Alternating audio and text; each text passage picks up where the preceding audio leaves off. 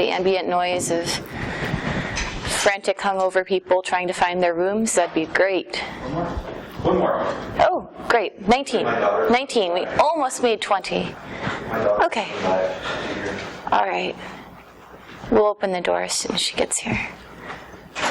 We'll all glare at her disapprovingly. No, we won't.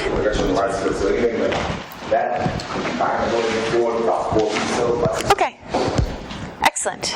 Okay. Well, hello, everybody. I don't know how many people of you know who I am. My name is Lesley Carhart, and you're in the room. You're not in Jack Daniels concocting drinks talk, so if you meant to be in there, the room is upstairs. But if you wanted to be in this room, we're going to be discussing building an incident response program, which is much less exciting than either ham radios or making mixed drinks. So, yeah, I know you're all really disappointed that you're not in one of the cool talks right now, but you probably have a reason for being in a talk about building an incident response team today. So, pretty much everybody here probably works in IT or in some kind of security-related role. And all of you probably work in an organization that could hypothetically be hacked or compromised. Therefore, you all have a need for incident response. And you probably have realized that since you're sitting in this room. But if not, I'm going to try to sell you on why you should have an incident response program in your organization, company, employer, educational institution by the end of our few hours we're going to spend together today. This is scheduled to be a 4-hour talk. A lot of that's going to depend on how long it takes you guys to complete the exercise I have prepared for you guys. We're going to be breaking into, hello. It's okay. And now we have 20 people, so it's nice and even, and I don't have to be OCD about it. All right, so we're going to be breaking into small groups for this class, and I'm going to explain a little bit more in a couple slides about what the exercises are going to look like. But they are going to be gamified, and I'll explain what gamified means, but this fact that I have a bunch of D20s sitting here, which should be concerning or very, very happy for most of you, should be an indicator of how this is going to work. And now we have 21 people, and it's not an even number anymore, and I don't know if I can deal with that. So, the questions you should be asking about your organization, because we've established that most of you are in IT. Does anybody in here not work in IT other than the young lady?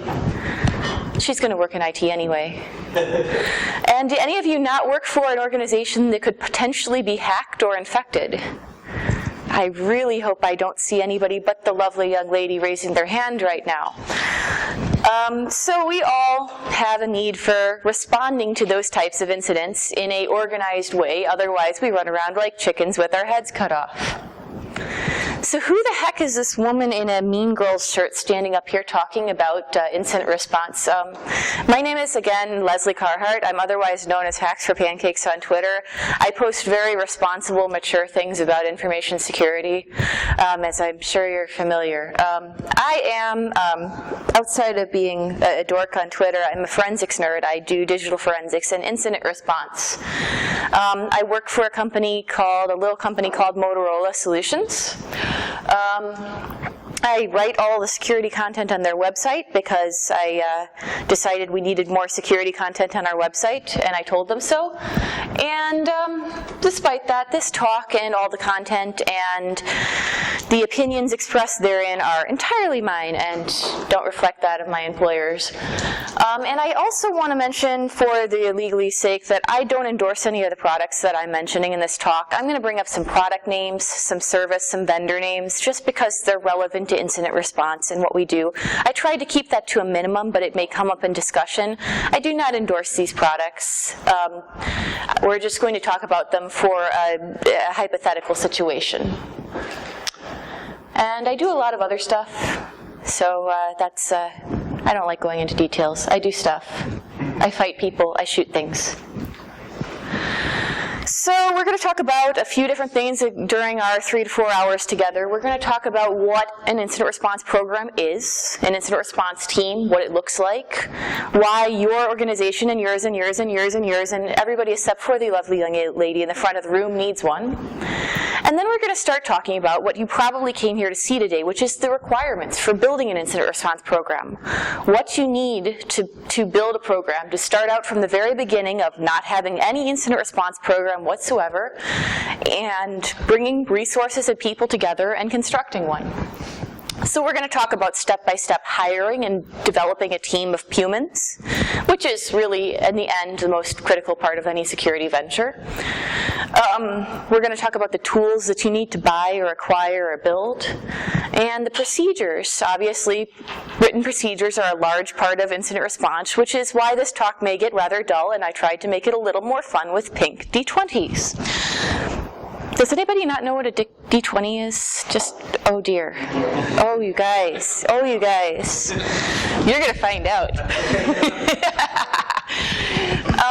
And then, as I just mentioned with the D20s, we're going to do some scenarios. There's going to be 3 labs in this class, and we're going to break into small groups. I would recommend of 4 people. We might have a couple groups that are 3 people, depending on whether we end up with an odd or an even number of people in here. And you're going to have to cooperate with random people, random strangers at a con. So think about who you want to break into a group with. I recommend you break into a group with people you don't know. It'll make this a lot more interesting, but I don't care. I'm not going to police it. I'm not Rob Lee. So we're going to do those gamified groups labs, and then we're going to discuss them. We're going to discuss each group's solution and say what we think about it, because everybody's going to be presented with a different scenario. So what's incident response? I hate putting lots of words on slides. There's more on these slides because I know that some people are going to want to take them home with them and use them to build an incident response team later. So the basics of an incident response team, I'm not going to read this at you, are that you're responding to a bad thing that happened, a security incident of some sort. That can look like a lot of different things. In terms of physical security, it could be somebody breaking into a building. In terms of digital security, it could be a malware outbreak. It could be any kind of breach, a data breach, any kind of breach of network. But in the end, what we want to do with incident response is reduce the time and the money lost due to that incident, due to somebody stealing something or somebody tampering with something. But again, we're going to keep coming back to these concepts of time and money because those are the business critical things. Security's great, but in the end, we don't always win out in a business context. Everybody here who works for a large company probably knows that by this point. We don't always win. What wins are quantifiable time and money.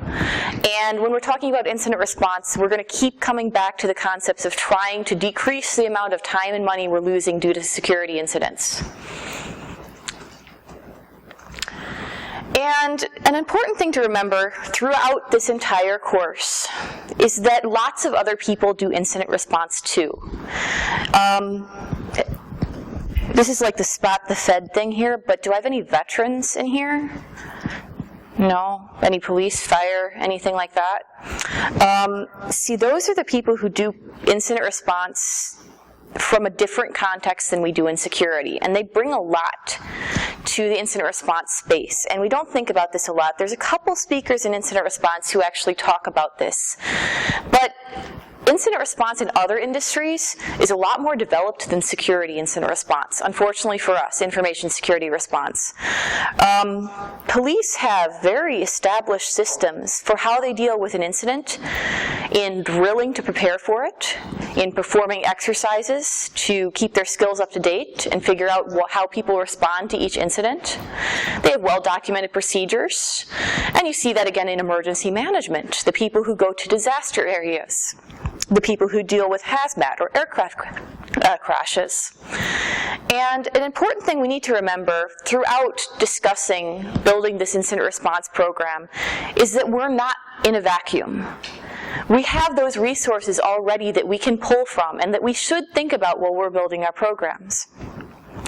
So you can go and read up on how people respond to aircraft crashes and pull things that we'll talk about today.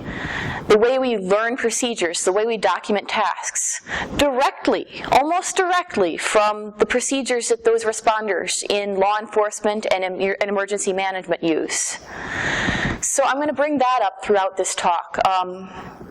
Where we can draw existing incident response procedures, triage skills, skills that every incident responder needs to know. And I do another talk on the 10 Commandments of Incident Response. You can go find it on Iron Geek's website, where I talk about triage independently as a skill for incident responders. And we're going to talk a lot about today how you build triage skills. So I talked a little bit about there being a lot of different types of security incidents that we might have to deal with in our day-to-day work doing incident response. And let's keep those in mind, that there's two major categories, which are the physical or kinetic incidents and the digital computer-based incidents, the things that happen in the digital world. And they are both security incidents. But they involve different teams, they involve different responses, and not every incident response program is going to deal with both of those types of security incidents. So when we're establishing the scope of our incident response process, which we're going to do in a little bit, we're going to want to think about which types of security incidents our program is going to deal with. And that's going to contextually be based a lot on what our organization does, and what other teams and what other resources we have available to our incident response team. So why do we need this incident response team? I mean, I asked everybody already if there's anybody in here whose organization or employer couldn't be hacked, and the only person who said they could not have a security incident was the lovely young lady in the front of the room, who I'm sure will be faced with such a scenario in the future someday. So we know that security data breaches, security incidents are expensive. They've become more and more expensive over the last few years as they've become more and more prevalent. We're not talking about having data breach insurance in organizations, which is something that would have been unfathomable 10 years ago. But now, the last IBM study that I read had a cost of an average of $3.5 million for a data breach for large organizations, for Fortune 1000 companies. And so we're dealing with, again, time and money. And those are things that organizations really, really care about.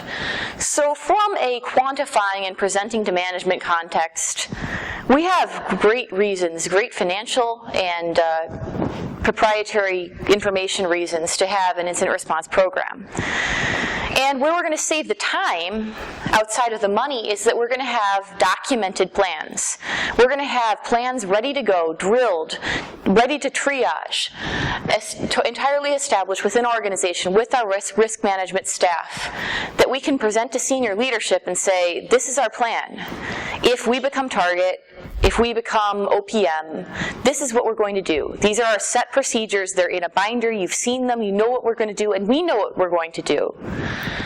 And that also gives us the ability to predetermine our staffing, which tools we need to acquire, any other resources we need available to our incident response team. And it also ensures that we hire specialists who can do the roles necessary for an incident response team. And we're going to talk about what some of those roles are and the benefits of having them and what we lose if we don't have those personnel and those skill sets in our incident response team. So I'm sure the thing that something that you all came in here wanting to know is what an incident response program or team looks like. And I'm going to give a very unpleasant answer that I'm going to give a few times during this talk, which is it depends. There's a lot of variables that go into what your incident response program and team looks like. It's going to depend on the services that they need to offer. It's going to depend on the customers they're servicing. And it's going to depend on the size of the organization or organizations that they're servicing. It's going to depend on those functions, those physical or logical functions that we talked about a little while ago. And of course, being business, it's going to depend on money and time. And there's two major types of incident response teams that we're going to talk about today, which are the fixed teams. You establish an incident response program with a dedicated team, and the so-called SWAT teams. Yes, that's an industry term. It's not mine. I wouldn't use such a silly term. And the SWAT teams are the teams that some of you in smaller organizations may be familiar with, which are, we have an incident. We know that we grab this person, this person, this person, this person, who normally have other jobs. We put them in a room, and we respond to the incident. And they keep working on the incident until they're done. And then they go back to their regular day jobs. And there's benefits and negatives to both of those types of teams. And we're going to talk about both of them. In our labs today, we're going to be talking about a fictitious company called Renraku. And Renraku is building a fixed team. But in all of our exercises, we can think about how we would establish the same functionality with the SWAT team as well. Because some of you might be in a situation where you can't afford to have dedicated IR staff. You have to do the SWAT team model. You have to draw in all those skill sets from people who are already employed for your company and already doing other jobs that might be just as high severity. And you also want to know what kind of jobs you need, what kind of people and skills you need in your incident response team. And there's a long list of people who are involved in incident response, but some that you might be familiar with are your incident responders and handlers, which are different things, and we'll talk about that in a moment. And you have, of course, your malware reversers, your people who deal with the malicious code. You have your forensic analysis, the forensic analysts are the people who actually dig into machines and phones and digital devices and say, this is what happened, this is how it happened, this is what went wrong. You have your engineers, the people who set up your tools and your IDS rules and your other security appliances. And then you have people who might not report directly to the incident response team, but are just as critical to its involvement, like your legal team and your loss prevention team, perhaps your SOC, perhaps some threat intelligence staffing. So there's a lot of different job roles that can be involved in handling an incident depending on your industry and your staffing. So I mentioned that incident response and incident handling aren't the same thing. And this is an important thing to remember while we're building our teams. Because incident response are the people who figure out from beginning to end what went wrong in an incident and how to resolve it. They're coordinating your forensic analysts and your malware analysts and saying, you got attacked by APT 1 billion on Thursday, and they stole a candlestick from the library with, Colonel Mustard? Was it Colonel Mustard? I can't remember. So that's what your incident responders doing. They're doing the detectives. They're figuring out what happened and how it happened and what went wrong. But you've also got the incident handlers who get the short end of the stick, but they're actually probably the more critical role because they are the people who are dealing with management. Your incident responder is doing his Sherlock Holmes and looking really cool, and your incident handler is in the office with the director who's going, oh my God, we're going to be target. Tell me how we're not going to be target. Are we going to lose $5 million? Did you talk to the marketing team yet? Did you talk to the corporate communications team? And that incident handler is in there dealing with the freakouts. They're the ones who are going to write up something for the board. They're the ones who are going to interface with your IT team who doesn't know what's going on and don't want to reset the passwords and don't want to re-image the machines. Your incident handler is going to be dealing with all those humans, which makes it a really critical role for incident response. So I want you to keep in mind as we're talking about these job roles on your team that these are two different things, and I highly advise, if it's possible in your environment, to assign both those roles. That doesn't mean that you have to have a dedicated incident responder and a dedicated incident handler. It means that you should, in every incident, say, you're the incident handler, you're the incident responder, and from beginning to end, while you're working on the incident, those two people have those roles, and they work in conjunction with each other. That way you don't have your incident responder sitting there trying to go through the timeline of the incident and do their cool stuff, while a manager is standing over their head going, was this not done 2 hours ago? I expected an email report. Why are you not on this conference bridge? Which will happen during the course of handling an incident. So what are our variables? Why do I say it depends? I'm really terrible about saying it depends. So why do I say it depends? Well, we have to think about the organization that we're dealing with. So the first variable in how we construct our incident response program is going to be the industry we're in. And by that I mean, do you work in the financial sector? Do you work in defense contracting? Do you work in education or healthcare or any other major industry group? What are you in, and what are people trying to do to you? And that means, first of all, inside your network, identifying what your high-value targets are. And Ian Amit gave a talk yesterday, and I hope you all saw it, about threat intelligence. And he brought up this point, and I swear you can check the timestamp on this slide. I haven't updated it since then because we're going to say the exact same thing. 2 things you need to know to understand how you're being attacked is, first of all, your high-value targets inside your environment.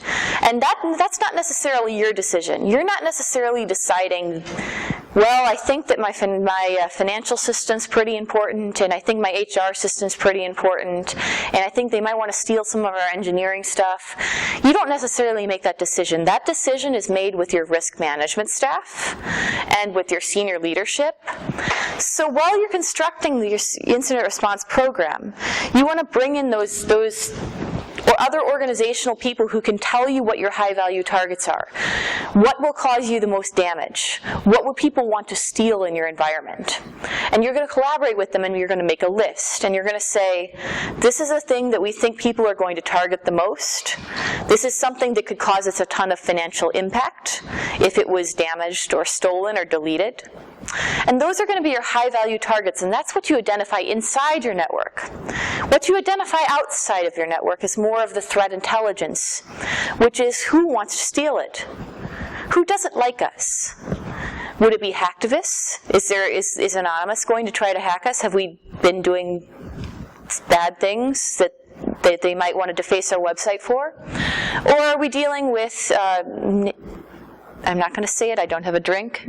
Potential nation-state actors. I'm not going to say it. I'm not going to say it.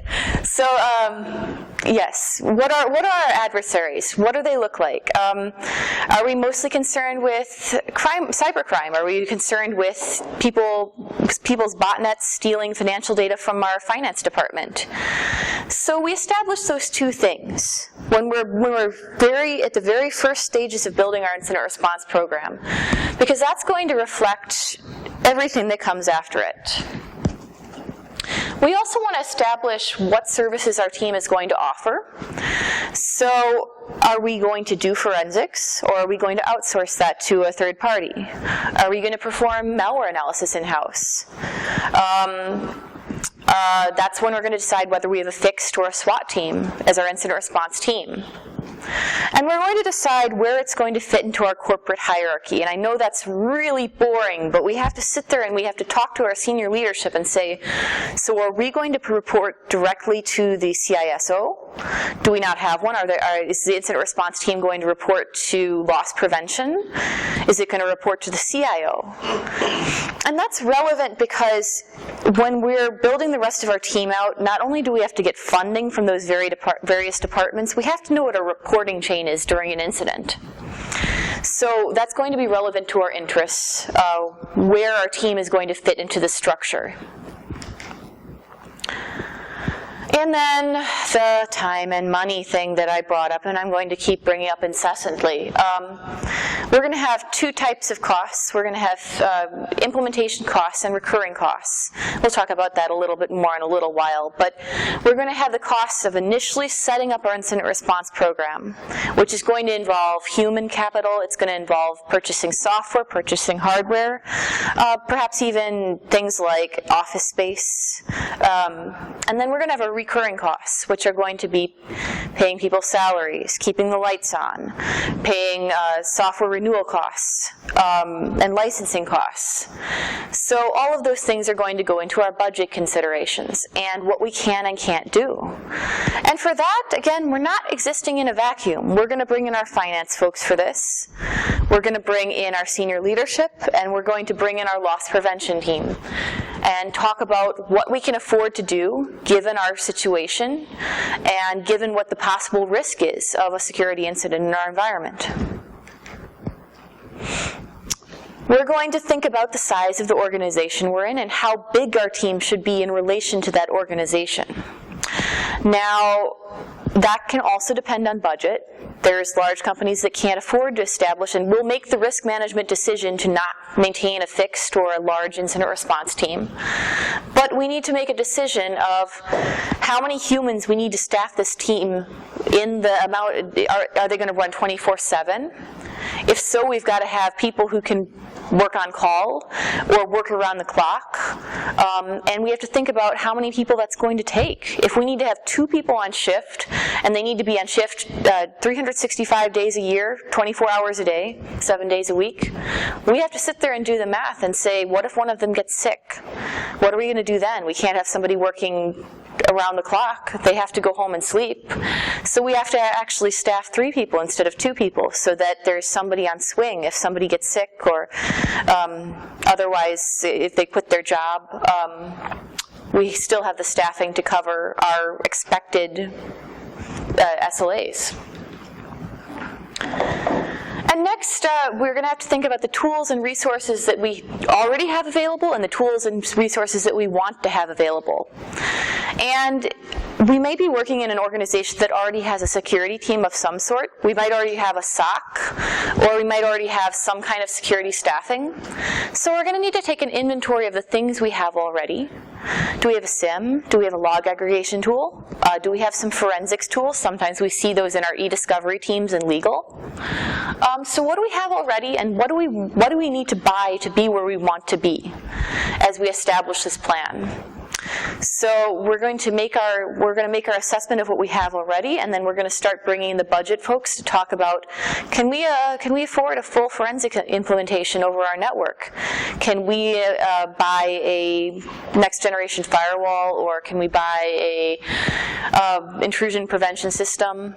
Do we have one already that we can leverage and update?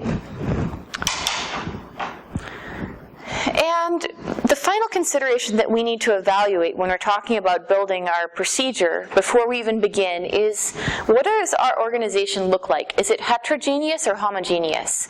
So do we have a bunch of departments that run their own computers or their own domain controllers, and each department functions differently? Is there one department that uses Macs?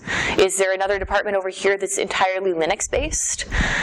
How many different things are we dealing with? Because that's going to be a critical sticking point in incident response, because you're going to have to train your incident responders and your malware analysts and your forensic analysts to deal with all of those different environments.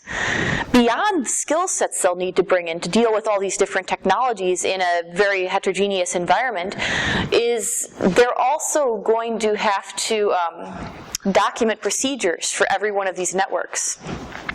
If you have a bunch of subsidiaries and each of them has a different reporting chain, every one of those reporting chains in event of an emergency is going to have to be documented in your incident response procedure. If it's a more homogeneous environment and everybody reports through the same chains and everybody uses the same type of desktop images and the same type of server images, that's a lot less documentation you have to use. You only have one thing that you have to go through to analyze a host, and you only have one set of documentation for the analysis of those hosts. So you're going to have to establish right away, what is our environment, what does our network look like, what does our operating system environment look like, and is there different management operation standards in use in different parts of our network. So we've talked a little about what we need to know before we start building our incident response team. So we kind of have an idea now of the types of information we want to know about our fake company before we start digging into it. For our scenarios, I'm going to hand out sheets of paper with exercises on them. And I'd like you all to break into groups of 4 for these exercises. If we have an odd group, we can be a group of 3. You're going to get a copy of the exercise, and it's going to talk a little bit about a fictitious company. Now, the trick here, the gimmick and the gamification of this exercise is every scenario you get is going to be randomly generated. How totally messed up or wonderful Renraku Company is going to depend on what you roll on these dice, these handy-dandy Dungeons & Dragons dice. So, if I say your company has blank widgets, and I say roll a d6, I'm going to pick up this 6-sided dice, I'm going to roll it, and I'm going to say, my company has 1 widget. I shouldn't roll dice today. My company has 1 widget. And you're going to write that number in the blank, and for the rest of the exercises for this class, your company, your version of Renraku Company has 1 widget. And you're going to fill in all those blanks. Ooh, I'm throwing things. Oh, boy. You're going to fill in all those blanks on the piece of paper. And you're going to read through your scenario. And I'm going to give you some questions about your scenario and maybe some problems that Renraku is facing. And based on your version of Renraku Corporation, your group is going to come up with a solution to those problems. None of these questions need a technical solution. None of you need to be experts at malware analysis or forensics or security engineering. I imagine a lot of people in this room are, and you're more than welcome to offer those technical solutions. But there isn't a single exercise in here that can't be answered with a human solution, a common sense solution. And all of the questions have multiple solutions because we're dealing with a company, and it's complicated. I will note that some of the Renrakus out there are going to be in a much better place than others. And you will be throughout this exercise, but that's just the random rolls of the dice. And some of them are going to have problems that others don't have. And some of them are going to have advantages that others don't have. So what we're going to do is, in your small group, you're going to discuss those scenarios. And you can ask me any questions about Renraku or your version of Renraku that you'd like to. I'm going to be acting as their CISO. And once you come up with your answers, we're going to take about 15 minutes going through the exercises. Each team is going to have a representative stand up and describe your version of Renraku and what your answers to the questions were, so that if anybody has ideas or questions about your solution, we can discuss them as a group. There's going to be 3 of these exercises. So, you all came here to find out what you need to build an incident response program. So we talked about the things you need to know, the ideas you need to have before you even start building the program. But the next thing that we need to have is support from our senior leadership team, because none of this is going to work effectively without some support from your management team. And I have these comments here. The laser doesn't work on here, but they're in orange boxes. That's okay. I'm all right. Yeah, that's okay. I had these orange boxes on these slides, and I wrote something out in a blog post a little while, which is Lesley's rule of SOC. And I've been writing these rules of SOC for a long time, and they're like, update your IDSs. Don't buy shiny boxes. They're just things that annoy me about how people run their security teams. So I've included some of them in here. And on this slide, I complained about this a little while ago, is if your executives aren't at the head of your InfoSec initiatives, they're probably clicking on phishing emails. So you need to have executive support to get this program off the ground. And why is that? Even if you somehow get funding to construct an incident response team, and you have no support from senior leadership, you are going to be dismantled over the course of your first couple years working in incident response. Because people in incident response do things that other departments in the company do not like. You're going to do a lot of things in the course of responding to malware and targeted threats. You're going to take computers down to re-image them. You're going to take people's computers away to analyze them. You're going to shut off access to websites or C2 channels, pieces of malware. You're going to make people's computers restart while you're pushing emergency patching. And nobody likes these things. We like them. We think they're pretty cool, but I'm pretty sure everybody here has skipped a Windows update because it annoyed them at some point. And we're going to be dealing with whole organizations full of people who are really annoyed when they get a Windows update prompt. So we need to have support of senior leadership from the very beginning, because when the head of marketing says, these jerk faces in incident response, I'm going to be awesome because there's a nice young lady here. These jerk faces in incident response made us take down our web server. And that web server was in production, and it had our new product lineup on it, and it was this really cool Adobe Flash website. And it was serving these cool PDFs to our customers that had our product reference guides on them, and now I can't market anything, and you need to stop those incident response people. If your senior leadership knows that you could lose $2.3 million to a data breach, and they had something to say in the construction of the incident response team, they're going to go, those people know what they're doing. We could be losing a lot of money due to a security breach, a lot more than you're going to make selling your one widget that I just rolled for.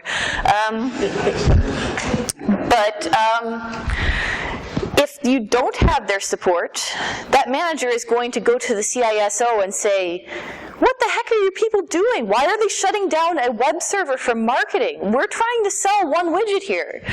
What are you doing? Make your team put this server back online. And that could happen. So senior leadership involvement from the very beginning. They need to know what you're trying to build and why you're trying to build it, which is what we've been discussing so far. And we also need to talk about the scope.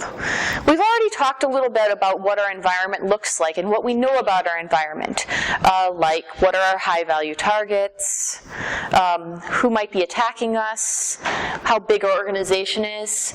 But we also need to establish some firm scope for our incident response team, which is, what types of incidents are we going to deal with? Are we going to deal with the guy breaking in the window and sneaking along in his balaclava and stealing the computer? I don't know. I see that in pictures a lot, but I assume it happens. Are we going to deal with that, or are we going to deal with only malware? Are we just going to respond to computers that get infected? Are we going to deal with data breaches or theft of financial data? Is that going to be us, or is there going to be another team handling that? Or are we going to work in conjunction with them? So we need to know a scope of what we're going to deal with. And we also need to know when things go wrong, when things really, really, really, really get bad. When are we going to get called up? When does the bat signal go up in the sky, the IR signal with the little eye and I want one of those. At what point in the processes are we going to be called up, and are we going to begin our incident response processes? And that could be anywhere from only the Security Operations Center will call us to we are the phone line that people call when there may be a potential data breach. And we need to know how many incidents could occur, because we're going to be discussing our staffing levels with our HR and our finance and our senior leadership teams. So how often do you think we're actually going to have an incident? Are we going to have a major incident every day? Are we dealing with that quantity of malware or of attacks against our network? Or is this something we expect to happen once or twice a year, and we're just going to establish the SWAT team model of incident response program, and we only need to have people come together to handle a couple incidents a year? And this can definitely change over time. And we need to know what tasks, within what types of incidents we're going to respond to, we need to know what tasks we're going to perform in them. Are we going to perform malware analysis? Are we going to actually have a reverser on staff? Or are we just going to send our malware samples over to McAfee or Symantec and have them update their signatures? Are we going to have a expert forensic analyst on staff who can go through hard drives and figure out what happened, or are we expecting to bring in consultants when we need that done? And we need to know when we're going to do those things and when we're not going to do these things, because there's something called process slippage. Has anybody ever heard of process slippage? Process slippage is one of my favorite terms. Process slippage is when you've been doing XYZ task, and all of a sudden one day your boss calls you up and says, I hear you know HTML. Could you build me a web page? And you're like, well, I work in incident response. And he's like, well, I just need this one page. Can you just update it because nobody over here knows HTML? And you're like, okay, I'll fix your href tags. I can do that. I'm a hacker. I'm pretty cool. And you get the website and you fix his href tag. And then the next week, he's like, in his weekly briefing, he's like, and we have the incident response team in charge of all websites in the IT division now. And you're like, I don't like HTML that much. So that's process slippage. Process slippage is when you have a set of guidelines for what you're going to do when, and people keep adding things onto them that aren't really part of your job. And that's going to happen in the natural occurrence of being in an IT organization. Excuse me, an IT organization where tools change, staffing changes. You are going to have to make changes, and you are going to have to be adaptable in your incident response program. However, you want to have an established set of guidelines for what you're going to do so that you don't have this continual process slippage outside of the procedures that you've written. And you also need to know, finally, like I already beat this one to death, but you need to know whether your IR team, at the most fundamental, is going to be a dedicated team or it's going to be the SWAT team. So these are all the basic things in your scope you need to know to establish your plan. Any questions on that?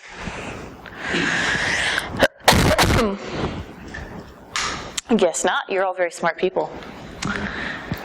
So within your scope, when you're talking about these things, you need to think about your time frames for implementing them.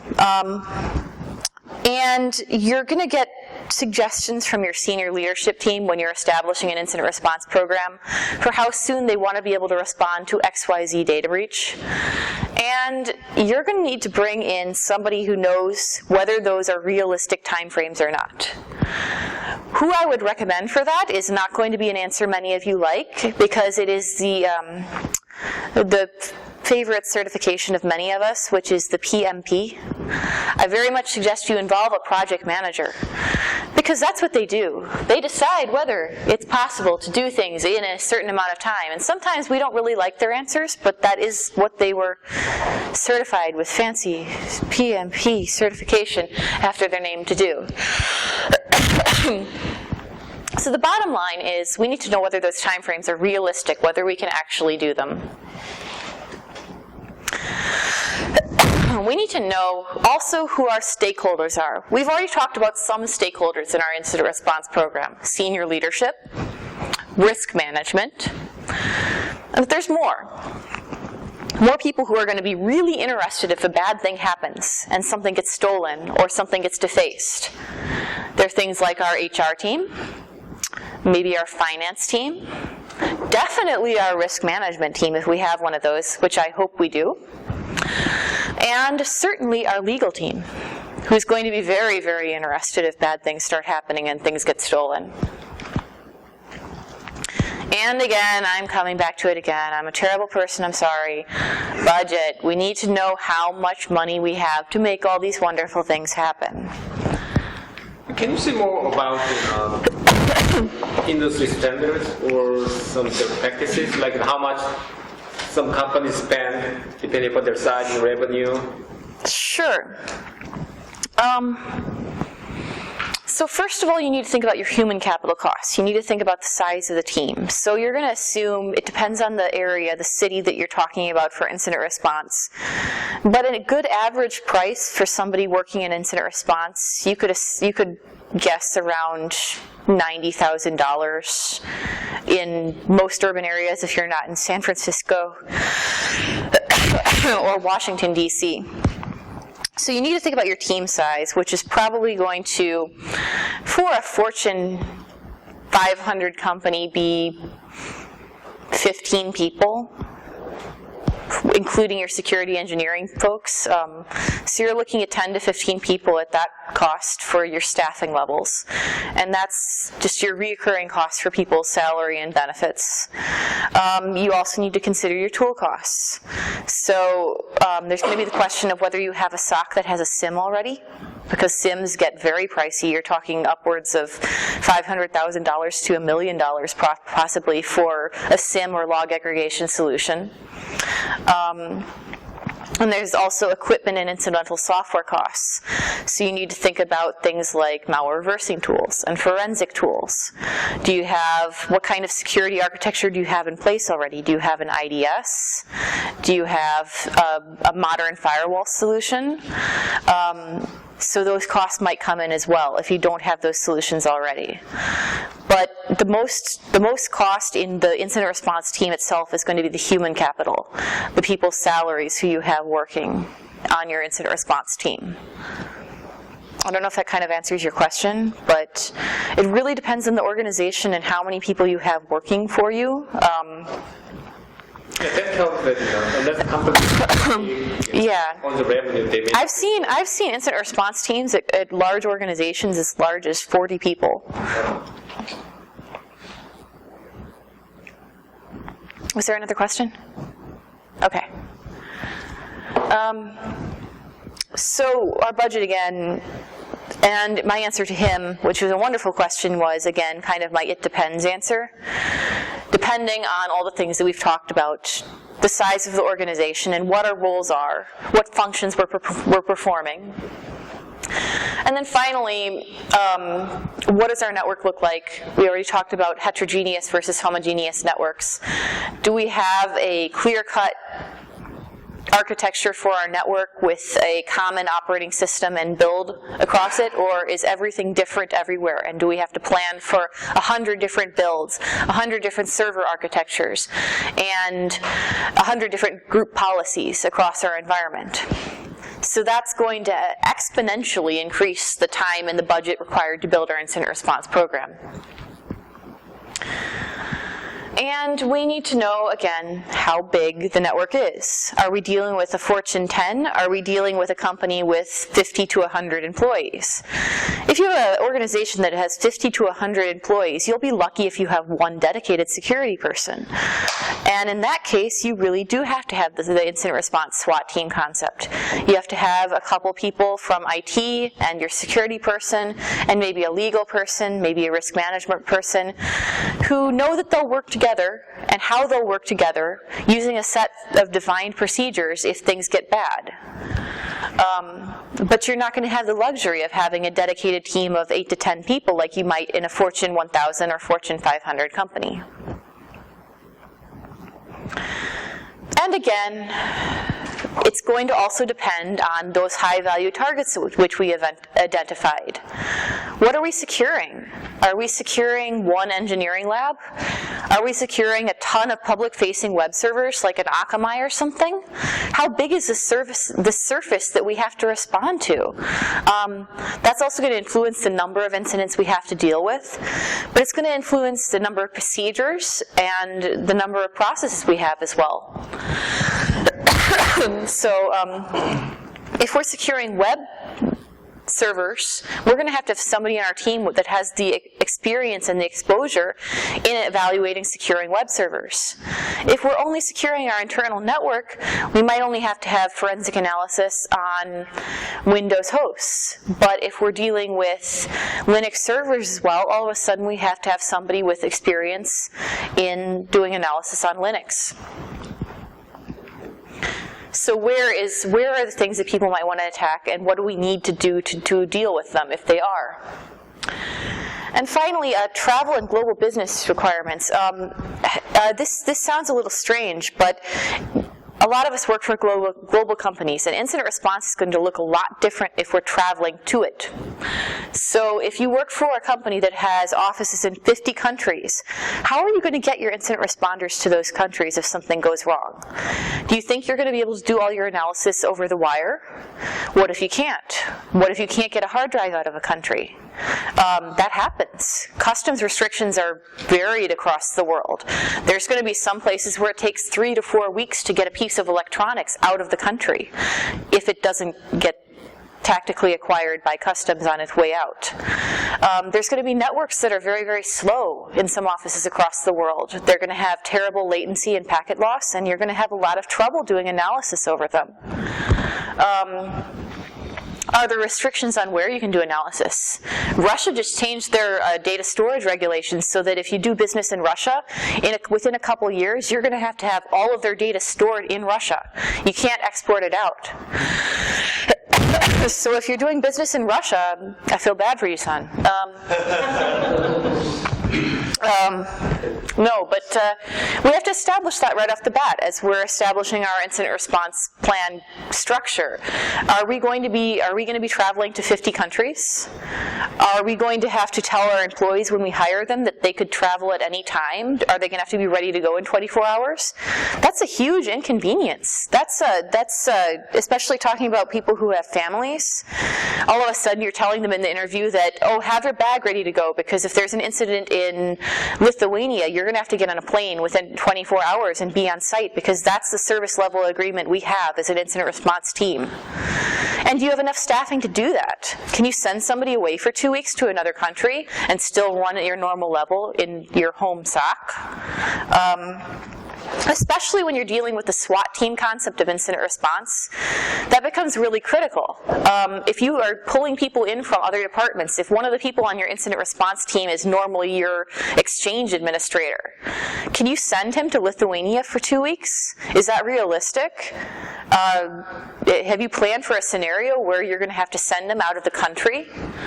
And that even goes for people inside the same country, even inside the United States.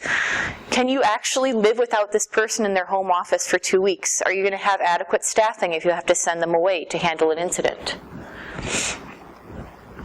And finally, the one thing I didn't note in this slide is the cost of travel. If you're going to have people sent on site to do forensics or malware analysis every week, that travel cost is going to add up. Did you build that into your budget? As he mentioned, what are the costs? That's another cost that could arise in doing incident response. If you have to send people on site regularly, there's going to be extensive travel costs. But the good things that we have, there are some good things. I'm telling you these horrible negative things about your company's going to be hacked and they're going to steal a bunch of things and your senior leadership is going to not let you take down the web server. But there's good things too, because in our organizations we already have some things we can work with. We already have a box of Lego blocks. They're not very matched, they're not from the same set, but we can put all those Lego blocks together and we can make something cool out of it. So we already have human capital. We probably already have people inside our company who are doing functions related to incident response. And we talked about some of those. We talked about our existing loss prevention folks, maybe our physical security folks.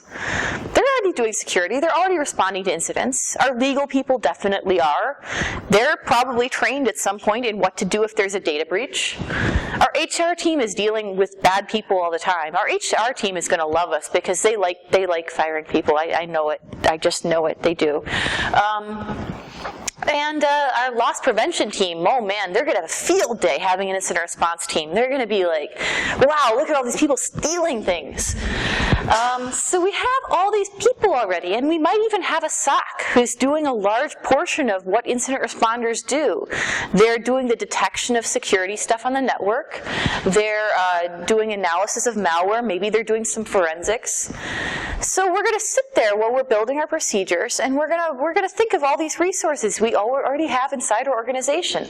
Do we have information assurance? They might have policies and procedures for some of these things written out already. So we're also going to inventory the tools that we have. If we have a SOC, we might already have a SIM. So that's $1 million we don't have to spend there on a SIM or a log aggregation solution. We might already have some malware analysis and forensics tools deployed. You can usually spend $500,000 on a forensics deployment, so that's fantastic if our legal or our SOC teams have that. We might already have virtualization environments or other things we need to construct security tools. So we have a lot of things that we can work with, hopefully, in our environment already. But it's a matter of talking to these various teams and seeing what they have and what they're willing to share as you establish incident response. And again, the more homogeneous our environment is, the more we're using the same tools, the cheaper and easier it's going to be to do response. Because if the e-discovery team is using one forensic tool and you're using another tool, not only have you just deployed 2 different listeners on every host in your company to listen for forensics connections, if they have to pull an image in the dead of night for you and you can't read that image because they have FTK format and you have NCase format, you've just caused yourself unnecessary money and time. And you're excused. You're definitely excused.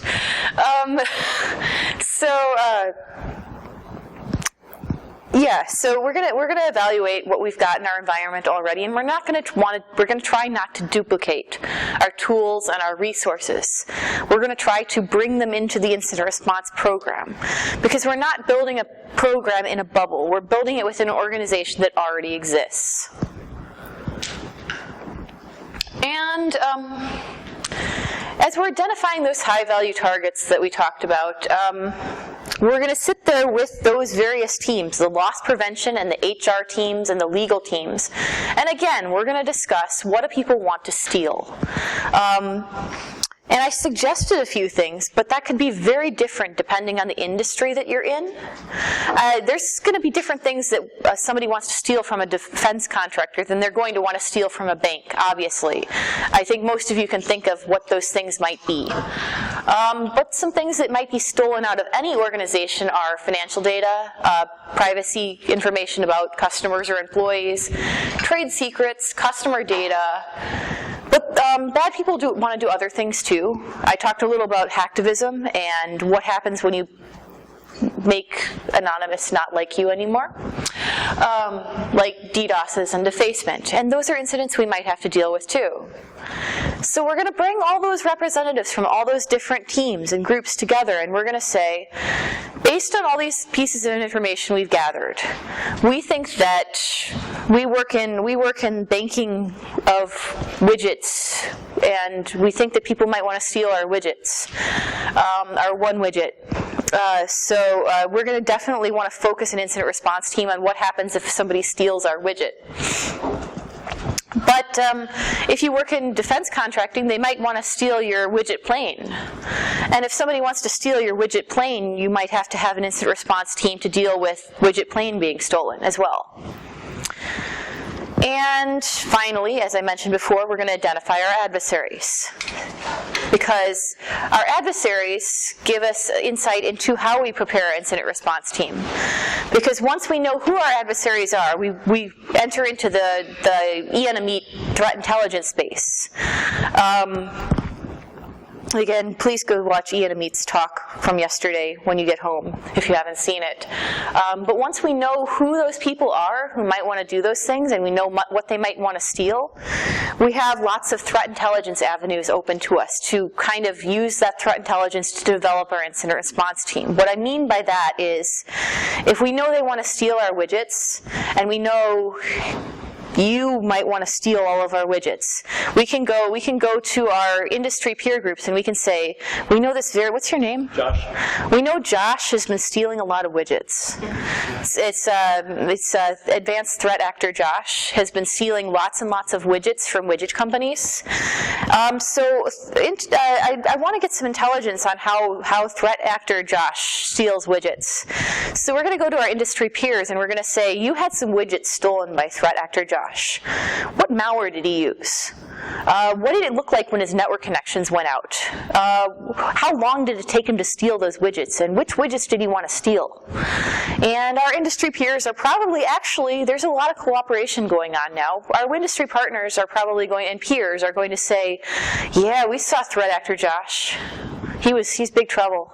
We lost 3.2 million monies to threat actor Josh, and that happened.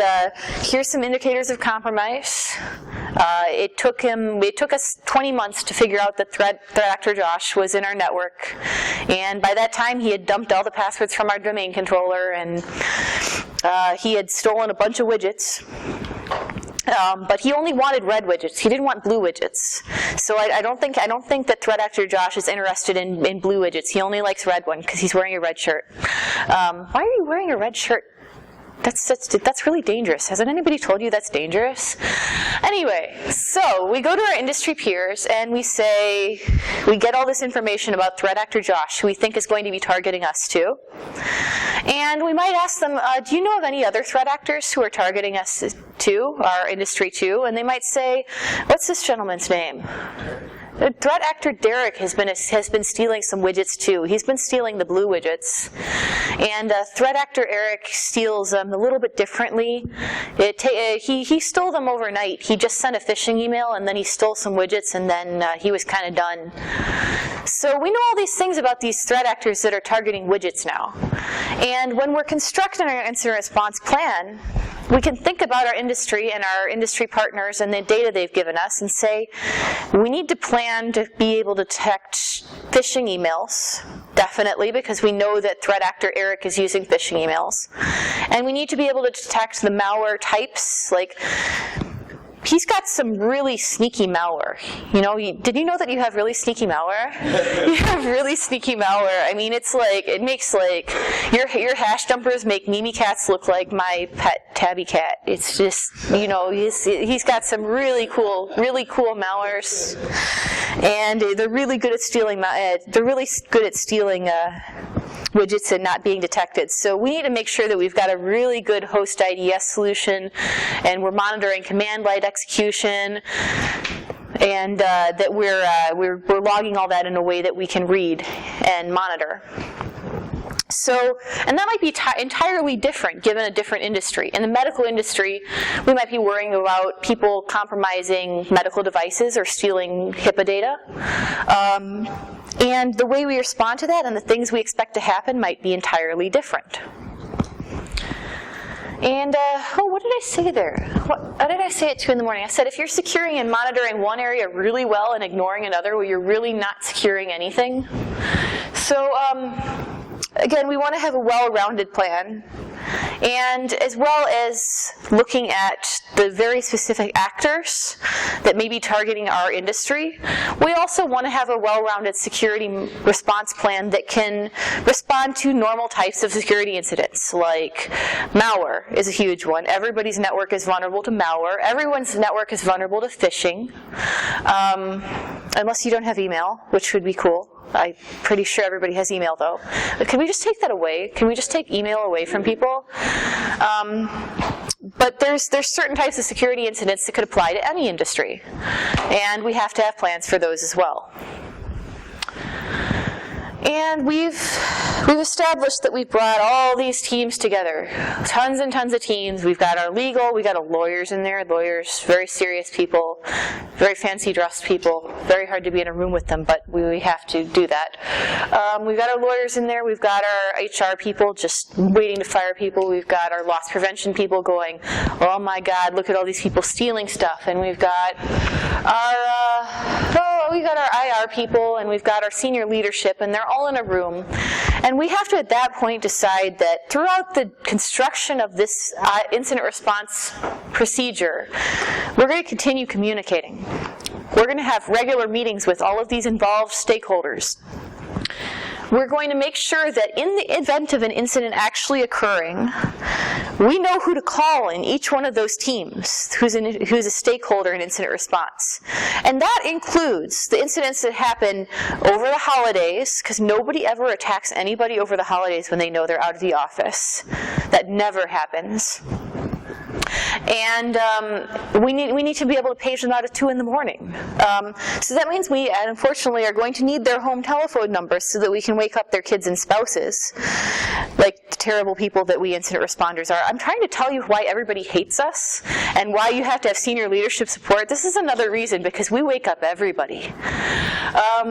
So we need to have those really good contact and communication plans ready to go so that when it's 2 in the morning and things go really wrong, the incident responder and incident handler aren't sitting there on the phone desperately trying to reach people who don't pick up. And at that point, they have to start making decisions on their own. If they can't reach somebody in senior leadership, and a web server is compromised, and they can't reach the website administrator, it's up to the incident responder and the incident response procedure at that point whether they're going to take the website down. They have to make that critical business decision based entirely on the existing written procedure and their own brain, which is risky for their career. That could be a career-limiting move for the incident responder. So 2 things. You need to have a really well-written plan that gives them guidance in what to do in that situation, and you need to have a really good communication plan so that they know they'll have somebody to reach if they have to make a multi-million-dollar decision like that during an incident. And it will be a multi-million-dollar decision. You're deciding whether to take down a major website or let it keep distributing malware to your customers or to your partners or to your vendors. And that's the kind of decision we face in incident response. Those massive business critical decisions, things being stolen, major systems on a network being compromised. We are the ones who have to make those decisions using the tools we've been provided. So in the incident response plan, the more tools and resources we can give the incident responders, the better situation they and the safety of their careers will be in. And it's too much to ask. You're hiring an incident response team.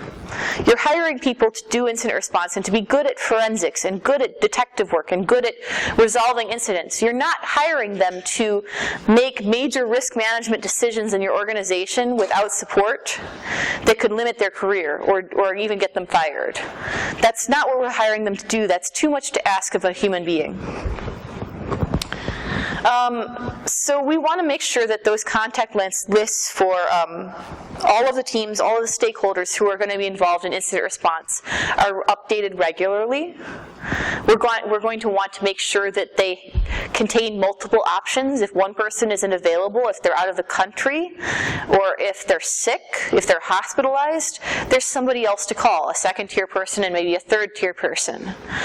And we want to have those up to date and available to anybody doing incident response, especially in our SWAT team scenario where the people aren't quite as familiar with doing incident response. And finally, we want to condense everything that we talked about. This is the hard part. Okay, you guys, I know this is like an English 101 thing. It's terrible. We want to make a mission statement. And that mission statement is going to sum up all the things we just talked about. What do we do? Who does it? And what are our procedures to do it, in 1 to 3 sentences. And that mission statement is going to be what we put on the very front of our incident response procedures. Before any of our other checklists or procedures or appendices, we're going to write a mission statement. And it's not going to be very long. It's not going to be more than a paragraph. It's going to describe the purpose and function of our team. For instance, my example here is develop a team reporting to the CIO. So we said who it's reporting to. We've got our hierarchy here, which will provide first-class incident response and digital forensic services. So we've established what we're doing. To Clovis Bray's internal networks with staffing on a 24/7 basis. And we've said when we're doing it. Now we're going to go into more detail in our procedure, much more detail about what we're doing for Clovis Bray's networks. But at the very most fundamental level, that is our mission statement. That is what we can present to senior leadership and tell them, this is what our incident response team does. This is what they don't do. We're not saying anything here about performing malware analysis. We're not going to hire a reverser. That's not what our team does. Our team provides first-class incident response and digital forensic services. And we report to the CIO. We don't report to the head of marketing. And we don't report to the head of engineering much to his chagrin. So we're going to write a mission statement. And it's not going to be super detailed, but it's going to be enough to tell our management chain what we do and what we don't do. And it's going to be easy to email and present, and all of our other documentation and our procedures are going to stay within that scope. That's our scope right there. And the final caveat on this section of building the plan, of planning out a plan, is that your incident response program needs to be adaptable. Things are going to change over time. So these variables that we talked about, the size of our company, our budget, the tools we use, the people involved, those can all change over time. Companies change. Our market changes. Our industry might change. And we need to be prepared for that. So we plan for those changes, but we want to always make those changes in a documented way. So that means we don't just do our process slippage and add on tasks. What we do is we have a plan in the process that says, if our industry changes, we will do X, Y, Z, and we will involve these stakeholders to change our incident response plan in accordance with, and we'll make an addendum to our plan. If our contact list changes, this is a procedure we use to update the contact list to make sure that the data stays current and that we have accurate people and we have enough contacts that work for our incident response process. So we have a procedure to change our procedure, and yes, that's getting a little redundant and a little unpleasant and businessy, but it's something we need to do to avoid that process slippage. So that brings us to our first exercise. And hopefully everybody's found a group of 4 in here, and if you need to push desks together, whatever, I don't mind at all.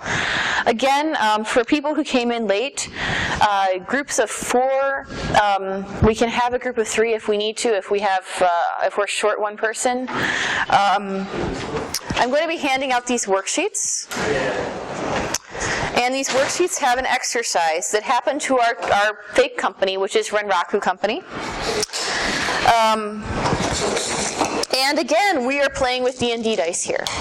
So what you're going to need to get is a D20, a 20-sided dice, and a 6-sided dice. Very complicated. If you don't have a pen, there's some up here and there's some in the back.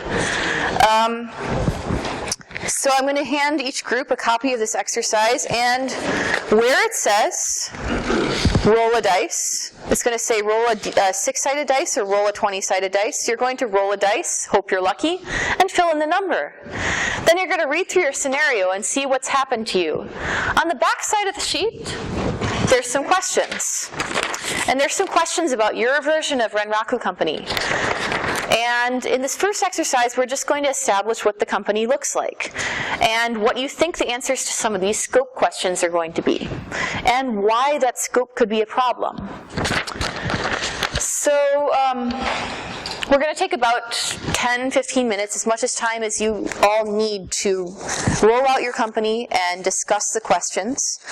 And then when everybody's done, we're going to go ahead and each group is going to have a person stand up and tell us about your version of Renraku Company and how you answered each question in your situation. It's going to be different for every group. And like I mentioned before, none of these questions require technical answers. If there's any technical detail you don't understand in the scenario, feel free to ask me. I'm also acting as Renraku's CISO, so if you want to ask a question that isn't on the sheet about Renraku Company, you are more than welcome to ask me, and I will answer you, as well as their very technical CISO. Very technical CISO answers it. So basically no guarantees. Renraku is a medium-sized business. It's got 4,500 employees. It is a global company, though. They have offices in multiple countries. And they are building their first dedicated incident response team. So they're not using the SWAT team structure. They're a big enough company that they want to dedicate a team of 10 people. to incident response roles. And we talked about what some of those roles are previously. And we'll talk about those more in the next exercise where we start hiring those people. But in this first exercise, we're just going to talk about the problems that Renraku has. Because Renraku, they haven't been doing so well. They've had a few data breaches recently. That's why they're building an incident response team. They used to call a certain high-profile incident response company to do consulting work for them. And that company's pretty cool and does a lot of targeted threat response, but they're charging them a whole bunch of money. So the Renraku CSO is a guy named Mr. Lanier, and Mr. Lanier is he's a hacksaw. He's definitely a hacksaw. He knows hacksaw-y things. He even ran Metasploit one time. He thought it was pretty cool. He didn't pop a shell though. It didn't work. He's not really sure why it didn't work, but he's going to take a SANS class someday. But he wants to build this incident response team, and he's got some requirements for it that are on the exercise sheet, and he's brought in your consulting firm to help him build it. So if you can just let me know what group you're in, or if one person from each group wants to grab one of these, probably be just as easy. I'll put them up here. And then you can pick out your own color dice that way, because I know everybody's going to be really picky about whether they have a pink die or not. The good ones are the pink ones, but you didn't hear that from me. So if one person from every group wants to grab a pencil and a copy of exercise 1.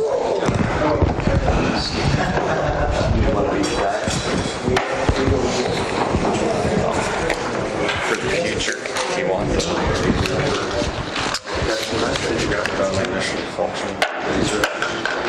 Oh, you have to hold it for a minute. Okay. I wasn't that worried about it. I can point at things. So I apologize to everybody on the video. We're going to take about 15 minutes working on this exercise. So it's going to be rather dull for you, and hopefully Iron Geek cuts the video to the discussion. If not, you can watch Funny Cats for 15 minutes.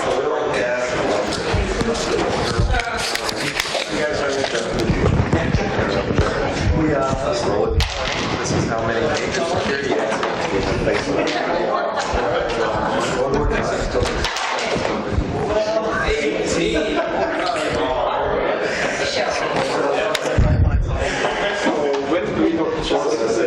And it's no fun if you cheat, so don't only roll it one time, because it's no fun if you cheat. Don't drop it on the floor.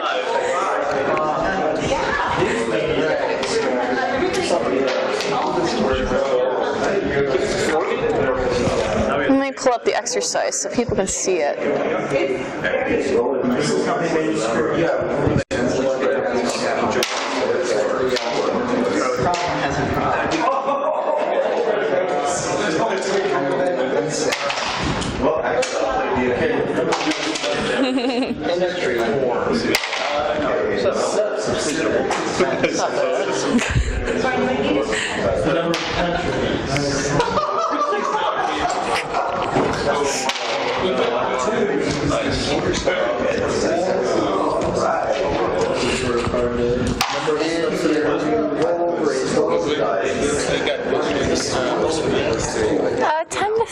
Of the class total.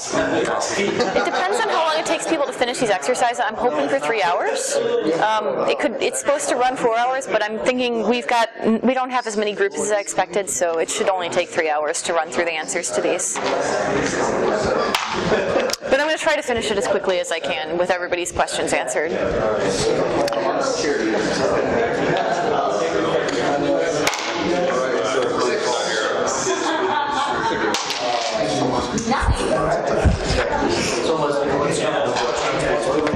Go ahead, yeah. Do you need a pencil or a pen?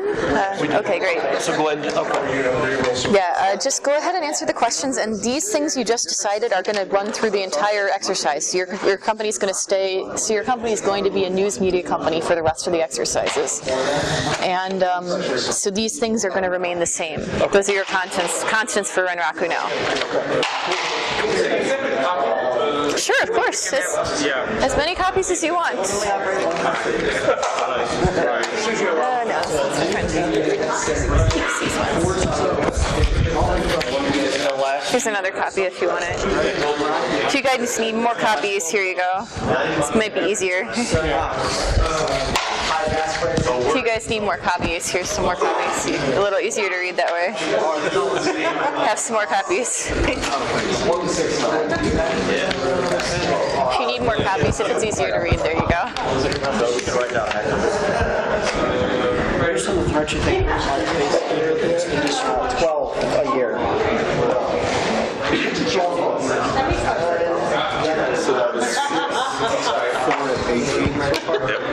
Oh no! Oh no! You did say there would be some bad things. Oh dear! Very good.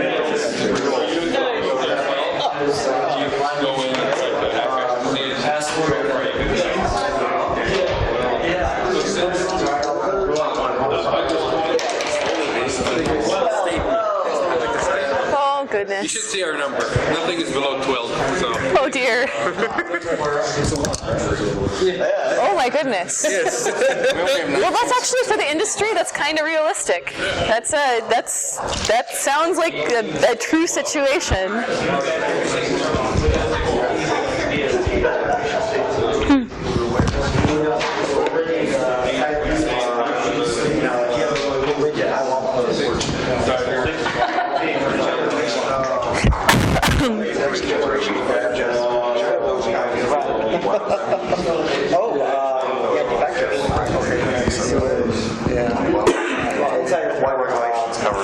So what is that?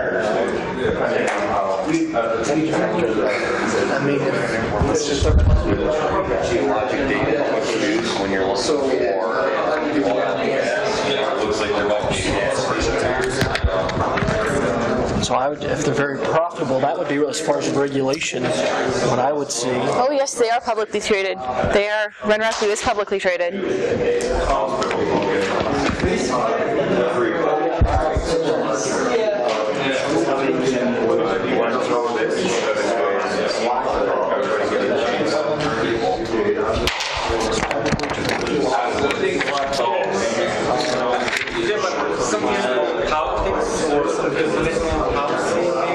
Like in the US media,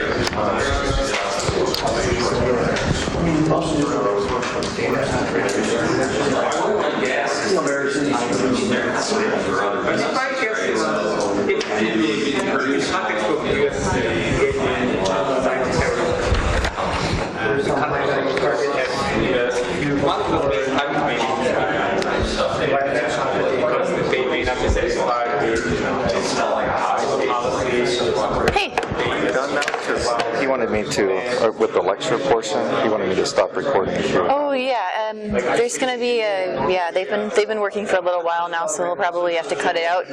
I'm doing the exercises in the middle of it. There's 3 of them, so there are about 15 minutes of them talking, and then 15 minutes of discussion that you will want to catch on the tape. So they've got about 5 more minutes on this exercise, and then we'll be back I guess to. he needs to cut this part out then. He's probably going to need to cut them out because there's just going to be like 3 15-minute segments in the middle where they're working on the exercise. Yeah, he just came in here and told me to turn it off. Sorry.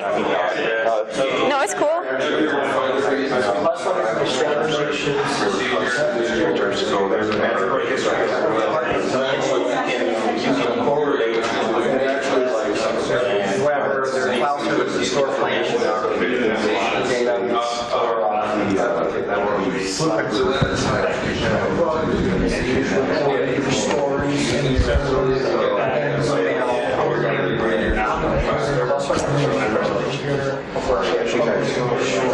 Targets for where we are. So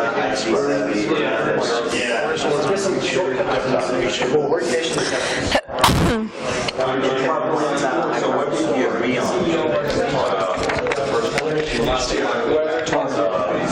Do we sell it as non-biased or biased storytelling?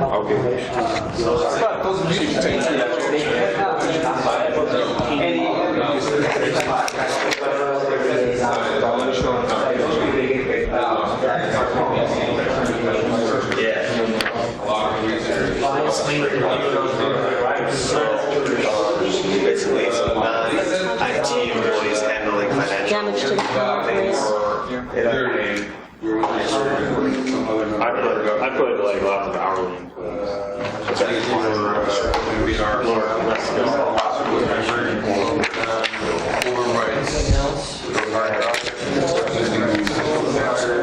What kind of that? Oh, that'll be an interesting one.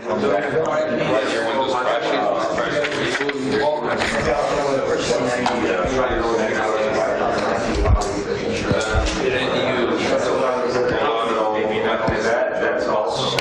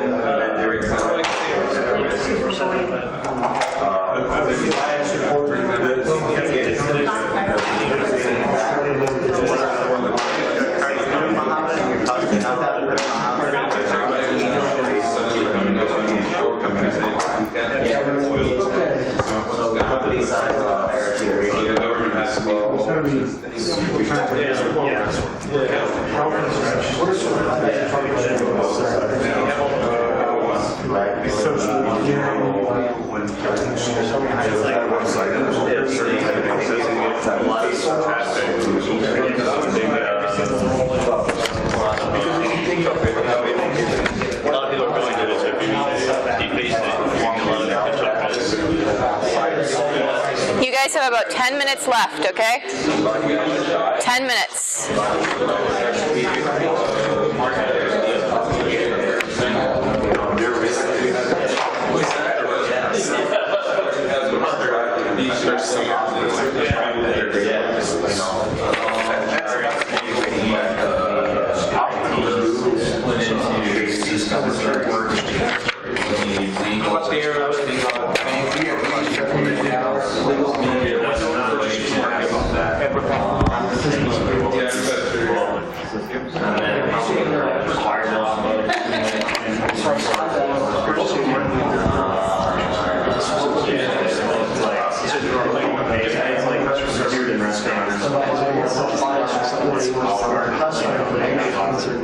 Go back to the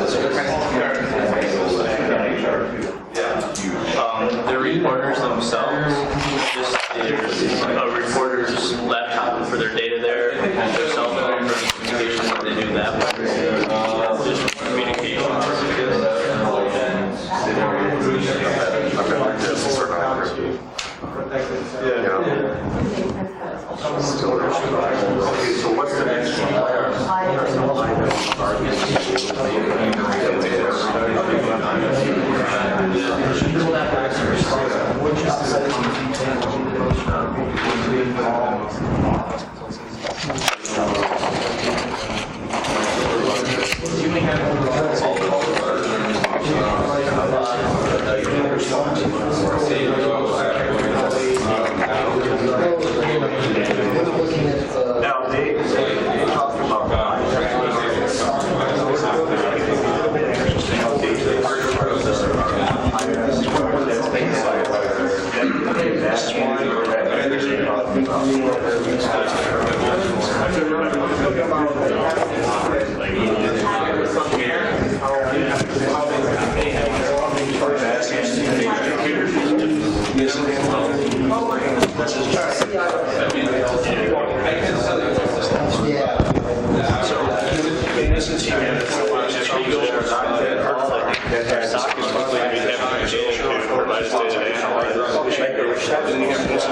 his job is to business. He's around the front. And the ones that take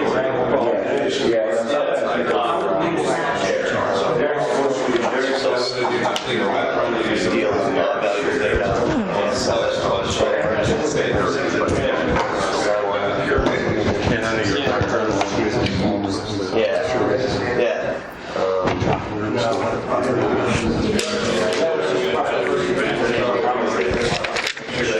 tell the story that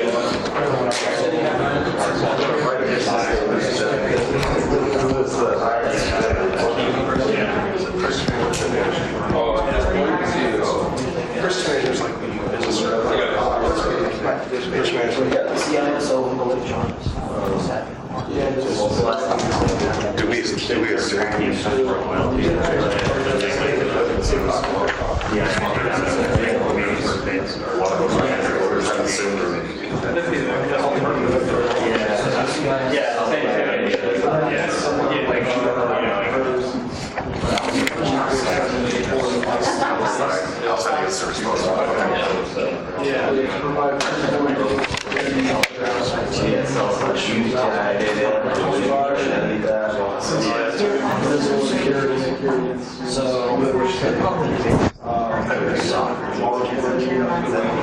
It could be with physical security, could be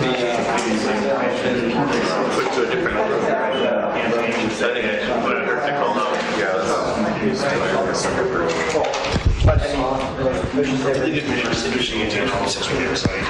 You guys have a question? We should say we should take the control of 126 words.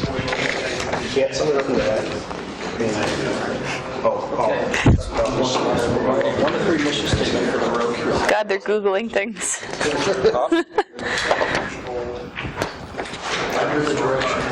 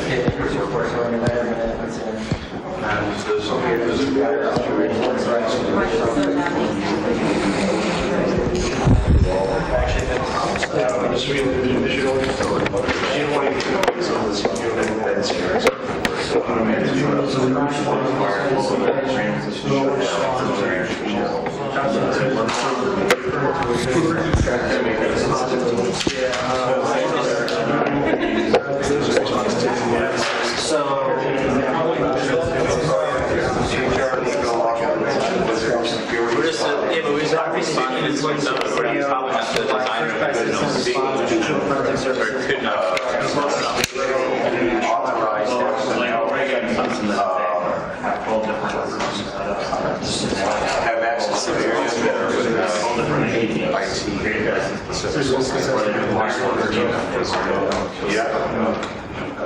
Well, I mean, I guess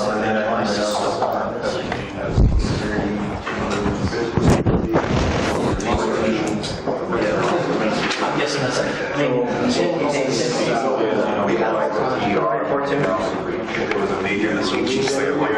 You guys have 5 minutes. That's the only safety and security. White public information, there's computer, something that they don't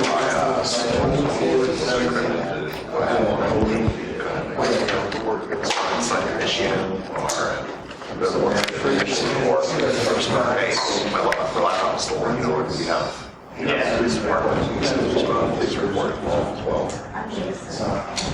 It's different. Perspective. Things like that.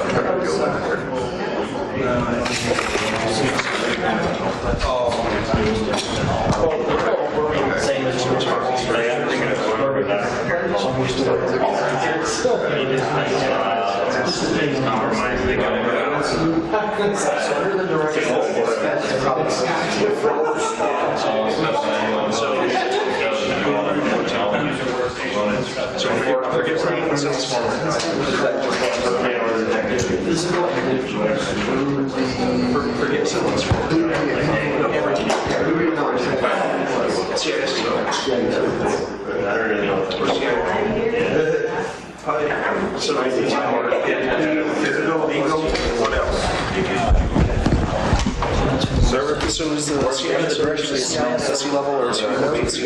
The CISO reports to the CEO. He does not report to the CIO. He reports directly to the CEO.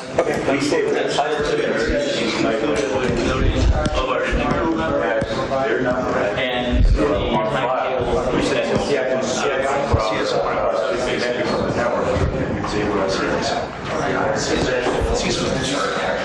So basically, server. What's the CISO? That's right. We do forensic analysis From the area or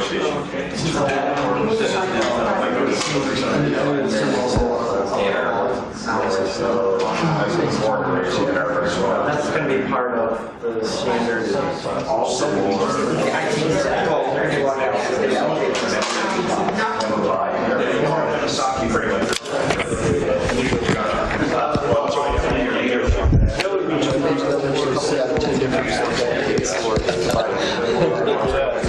CISO, we do forensics, malware analysis, and incident response. It's 24/7. And what's our goal? Is to protect. Which?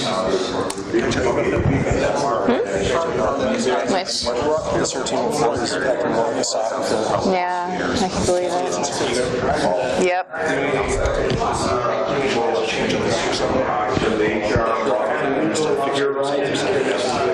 I need to have like someone in the team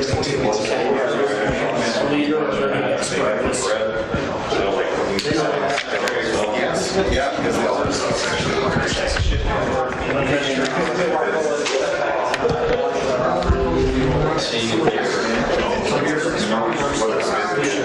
right, you guys, we're about at time. Is everybody finished up? Anybody have any more questions to finish?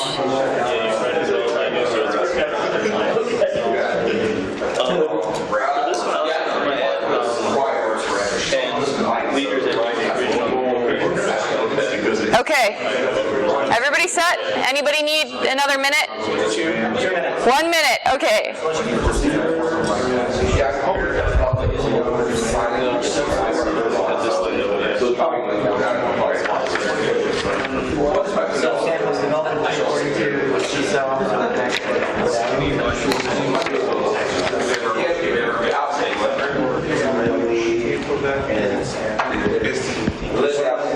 It's good. It's become an intense debate. They're supposed to give them 15 minutes and they're still arguing. Just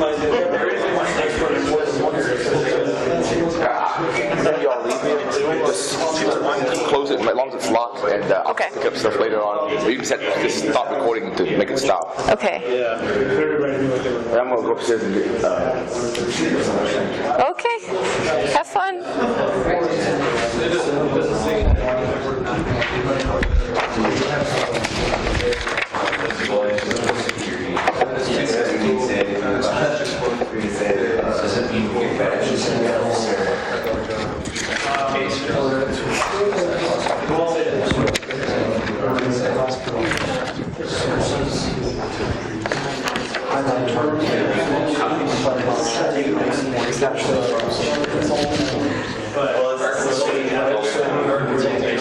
You can name your consulting firm if you like, because there will be prizes for the most interesting answers. Notice that I say most interesting. Because especially multinational.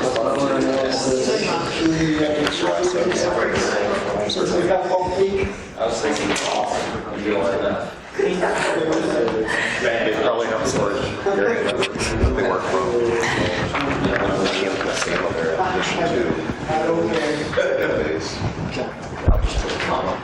compromised account, I mean, they're going to have access to that drives.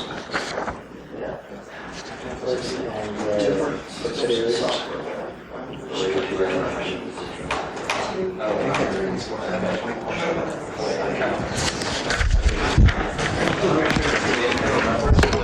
get found at one of our 17 locations and we talk to any of the other locations.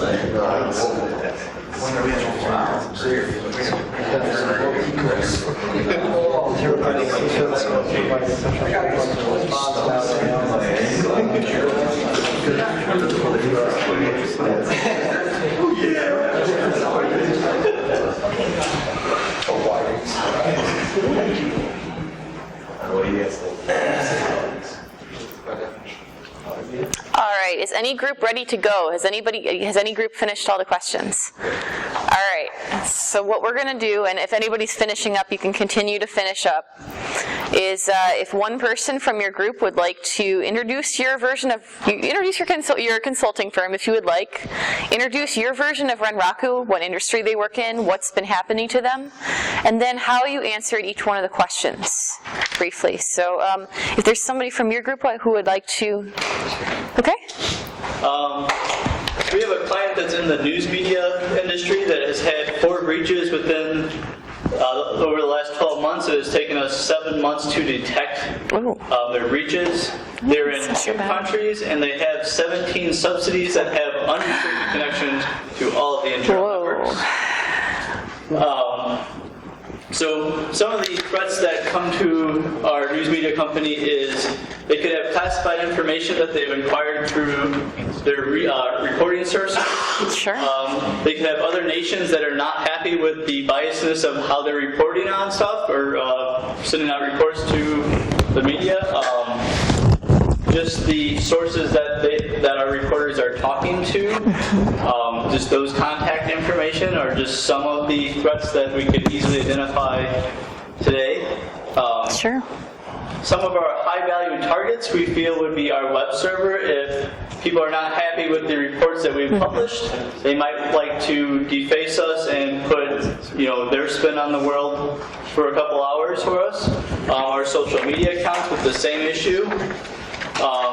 Any type of data that we have, either be it on a SANS, on a database, on reporters' devices such as mobile phones, laptops, are just some of the high-value targets that we could distinguish.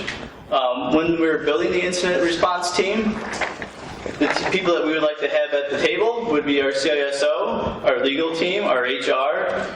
We want to have people from our SOCs to provide us with data sets that they could have captured. Sure. Our loss prevention team, any sysadmins for doing changes that are needed in a relatively quick nature. Marketing to respin our news media to make sure that it wasn't our fault, of course.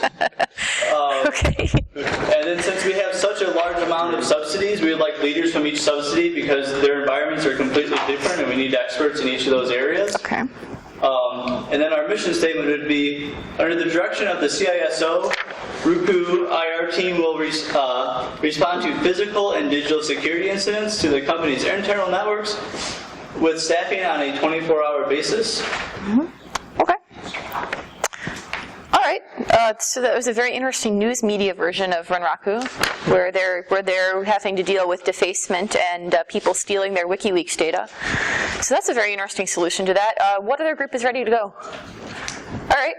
Can I make one small statement? Everybody needs a troll killed or something else in D&D. She is awesome. I can't wait to see how this one ended up. All right. Oh boy. Yeah, you want to roll lows. You want those 1s in this one, not the 20s. All right, so we are. So we're representing Bob, Bang Alpha Flood Consulting. Cool. We are consulting for Renraku, who is who's in the oil, gas, and electric industry. Specifically, we focus on the oil industry. Okay. We have had 18 major security incidents. Ooh. It took us 12 months on average. We operate operating in 20 different countries. Oh my God. And have 19 subsidiaries. Restricted access. So, Oh my God. security departments have a good time, audits have a good time. Go with God. Very little sleep, so hard not simply stumble on words. All right, so some major threat actors that we face. Obviously, nation state. We do a lot in the Middle East. We have a lot of nation states. Hacktivism. Every once in a while we have the oil spills. People don't like that. You sure do. Yeah, they deface our website, stuff like that. Insider is a really big one on ours. Some other companies that kind of lead them. The next one with espionage, not so pleasant either. It's kind of a competitive market, and then also terrorism. Oh yeah, you do operate in Iran. Yeah. Good job. That's nice. So some high-value targets, we kind of focus on three main ones. We have a lot of research into where we're going to drill index, different ways that we obtain our physical product, all of our competitors and everybody's trying to get that information. All of our production targets, anything from a physical product, our refineries, to our trucks. If we lose a tanker, that's not a small dime to us, but it's still a lot of money for us. And then again, our financial assets as well. We have a lot of money that comes in and out of our company on a day-to-day basis. For our outside teams, we do a lot of work with governments, IT, the media, investment relations, HR, legal. And then our mission statement is to respond and investigate physical and security incidences 24/7 for NACU and report painful findings to the CISO. Okay. That is our very interesting oil and gas company operating in every country in the world that produces gas. With every company that produces gas. All right, who wants to go next? Okay, go ahead. If I can have your thing, because I think that's Cool. So we are the Renraku chain of retail stores. We have had... What do you sell? Retail Widgets. Hopefully you sell more than one widget. We have had 6 major security incidents in the last 12 months. It took 9 months to discover the last one. We operate in 9 countries and have 12 subsidiaries with different system configs that have direct access to our network. So some threats that Renraku retail might face is our point of sale would be a target, as well as any e-commerce presence that we have. We do have a higher proportion of non-tech savvy employees who are Yes, you do. be more susceptible to phishing and things like that. And compared to our company size and global presence, the IR team size is fairly small. Yeah, it is. There's a bit more staff, and also we have very heterogeneous system makeup. So given our small size, we each have to know kind of a lot. Well, the market for widgets has been kind of going downhill since last Christmas, but you're hoping it'll pick up next year. Maybe you can hire some more people for your IR team next year if you get out of the red on Black Friday. Yeah, it's going to save us this year. Yeah. Some of the high value targets, customer databases. We've got a pretty solid rewards program that a lot of people sign up for. It's just begging to be misappropriated. Point of sale, card skimming, and our store card database. Like if we've got higher income clients that have high limit store cards, people can leverage that. Absolutely. So people can steal the credit card numbers and sell or use the personally identifiable information for identity theft, things like that. So as we're building out the incident response plan that we're going to be working with any other IT teams. We've acquired quite a number of smaller chains over the time. Sure. And they all do their own thing, and so we're probably going to have to work with them a lot. Physical security and loss prevention, we do actually have those departments already, given our retail nature. Legal team and HR definitely involved. Risk management, we do already work with the SOC and help desk for all those different business units, so that we don't have to go and deploy changes to all the wacky desktops. So the 1 to 3 sentence mission statement. I'll get to it. 10-man team of technicians that reports to TCI, so that is responsible for 24/7 by 365 timely and accurate detection and mitigation of physical and digital security incidents relating to Renraku's internal network and assets. Okay. So that's the retail chain of widget stores that's part of the Renraku company.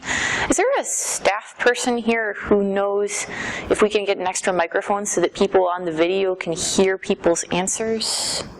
Anybody in staff know? I just wanted to check so that they'll be able to hear what you guys are reading, because they're very good answers. Is there a group who wants to go next? Okay. So we are a hospital. A hospital. Renraku Hospital. Hospital with one major security incident. Nice. Good job. Oh. But it was your entire patient record set.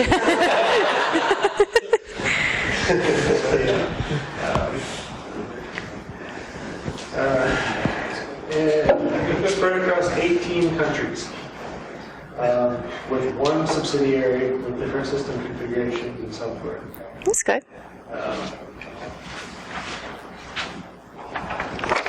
So I'm sure they spun that up as big, complex things. The threats that we might face would, of course, be people coming after health information, that sort of thing.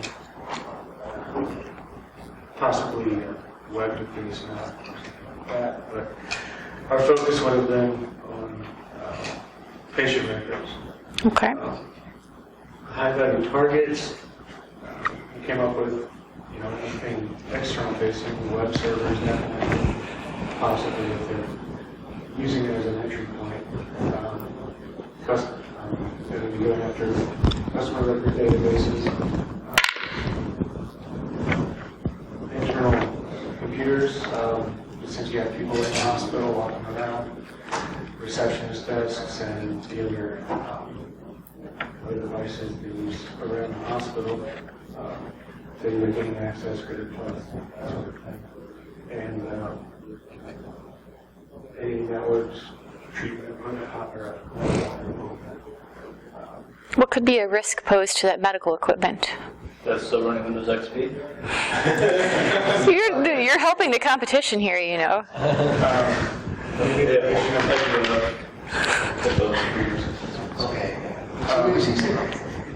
would be for health records or for manipulating medicine and that type of thing. Was the thinking on that? Okay. So outside teams we would consult would obviously be legal, for compliance, physical security for the devices on premises, and risk reduction. Okay.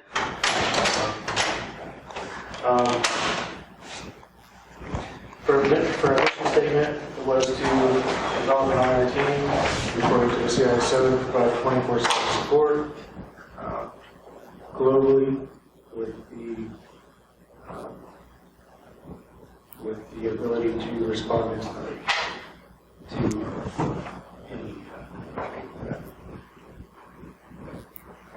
any. I would make a suggestion for that mission statement. You probably don't want to respond instantly. You might want to push that up to 15 or 20 minutes. Yeah. I can't respond anywhere instantly. I'm just not that good yet. When I get those teleportation skills down, I definitely will. All right. I think we have another group in here.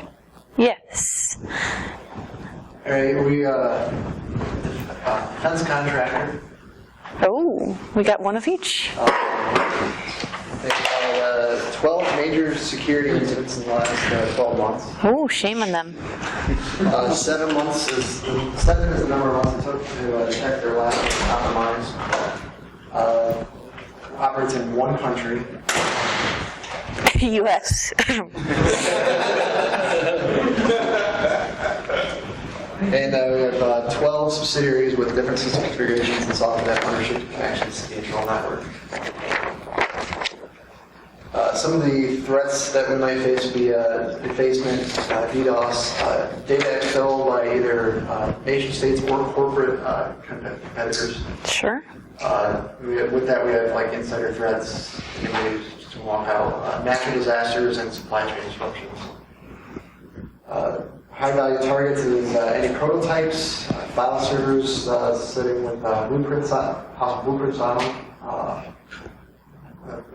purchasing department, and our government liaisons. The outside teams would be legal, physical sec, the purchasing group, senior management, marketing, and risk management teams. And then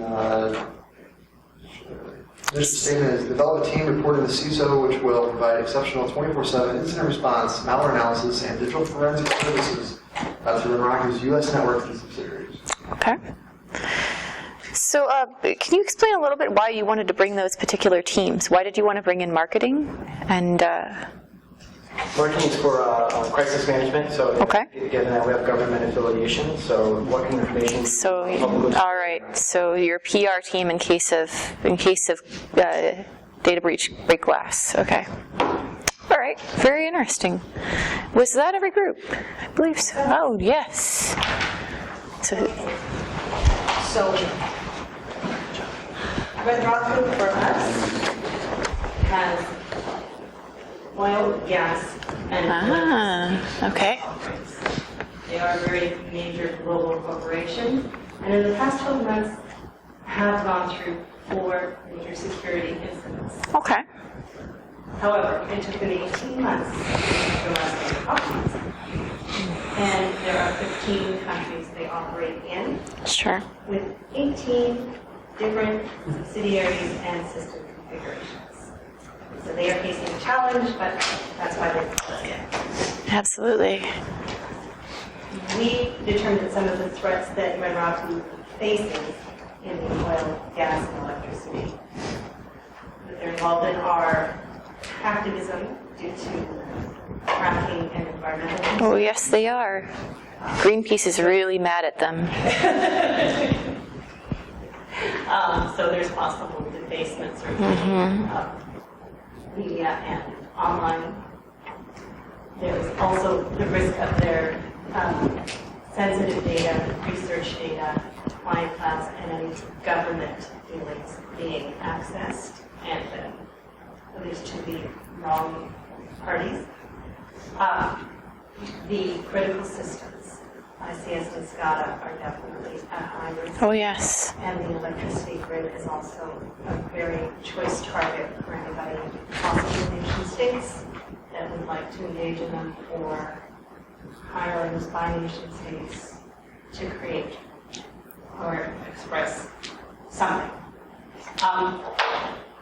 The other risk is that the ICS systems are like the legacy systems and are at risk themselves just for maintenance, and thereby bringing the electricity distribution into conflict. Okay.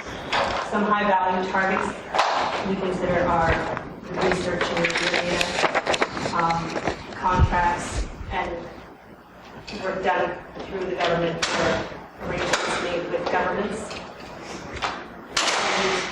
Any other sensitive corporate client data that we currently have that's very privileged. And then the distribution lines themselves, the pipelines, the rail lines, and the shipping.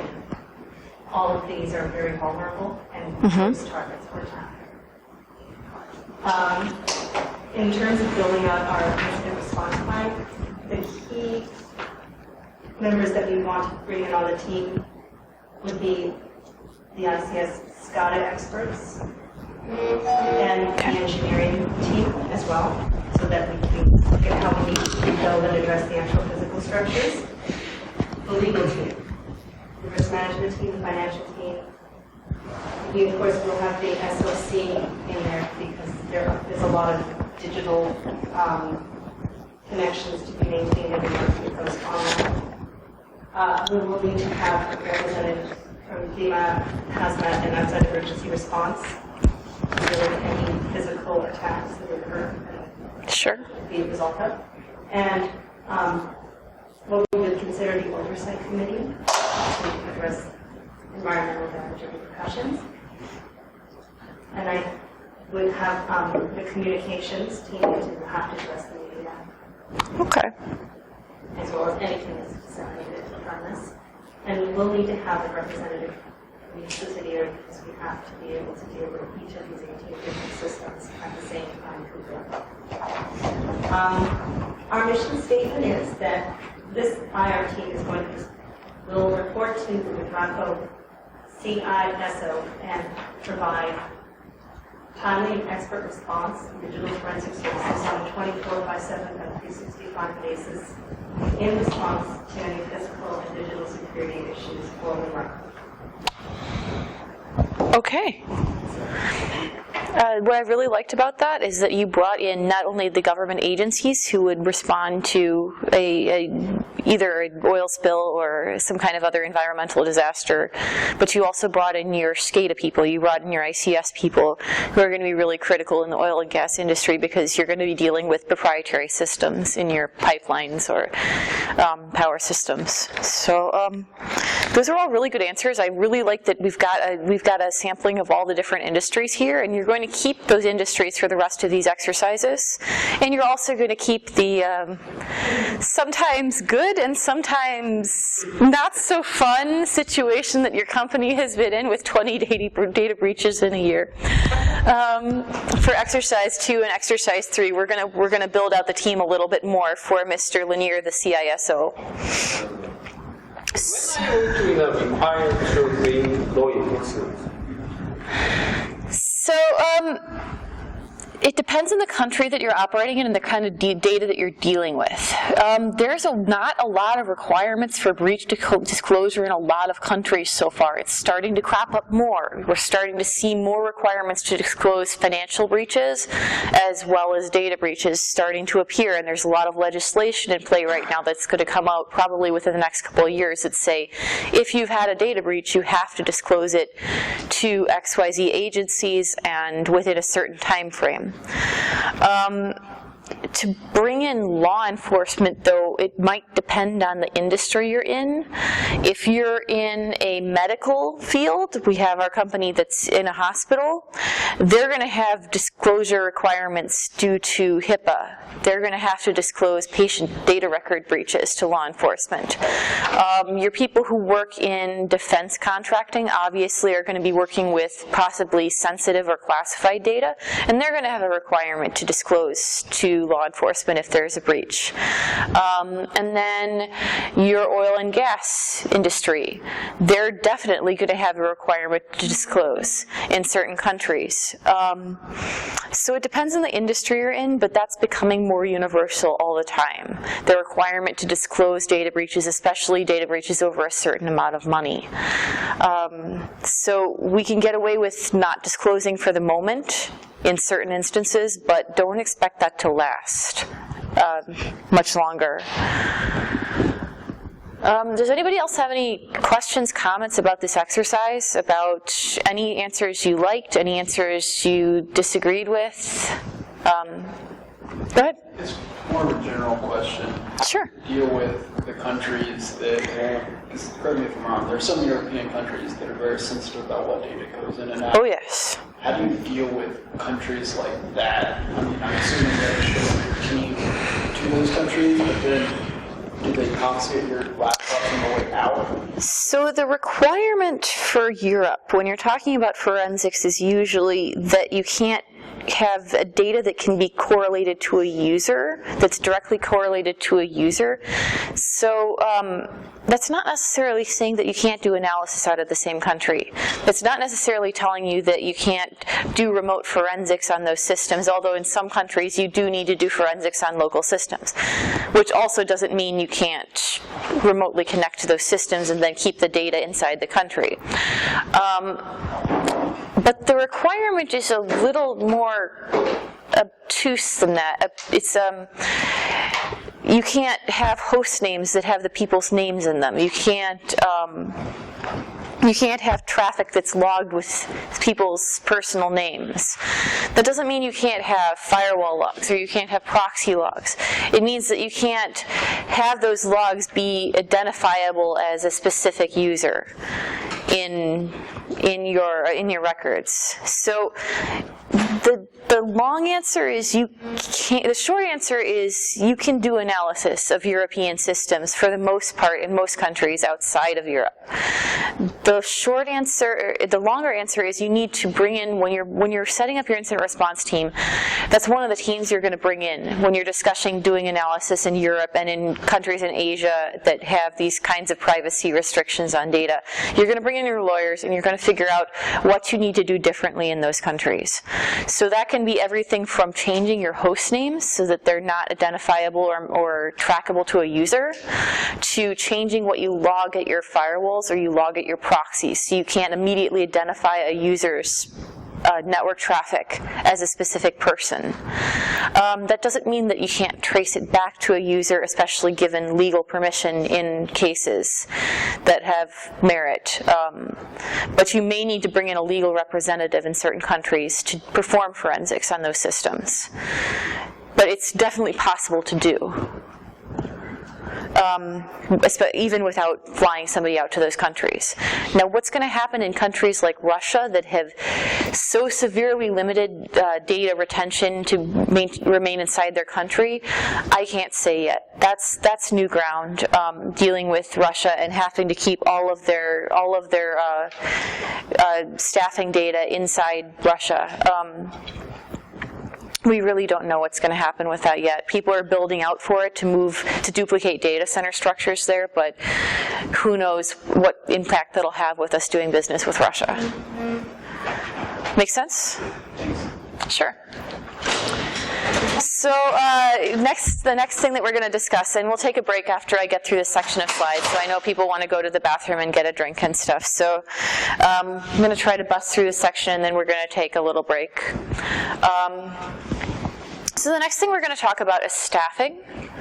And we've already kind of talked about that. We've talked about the types of job roles that we have in our immediate IR team. And this is not our extended team that brings in legal and brings in loss prevention and brings in corporate communications.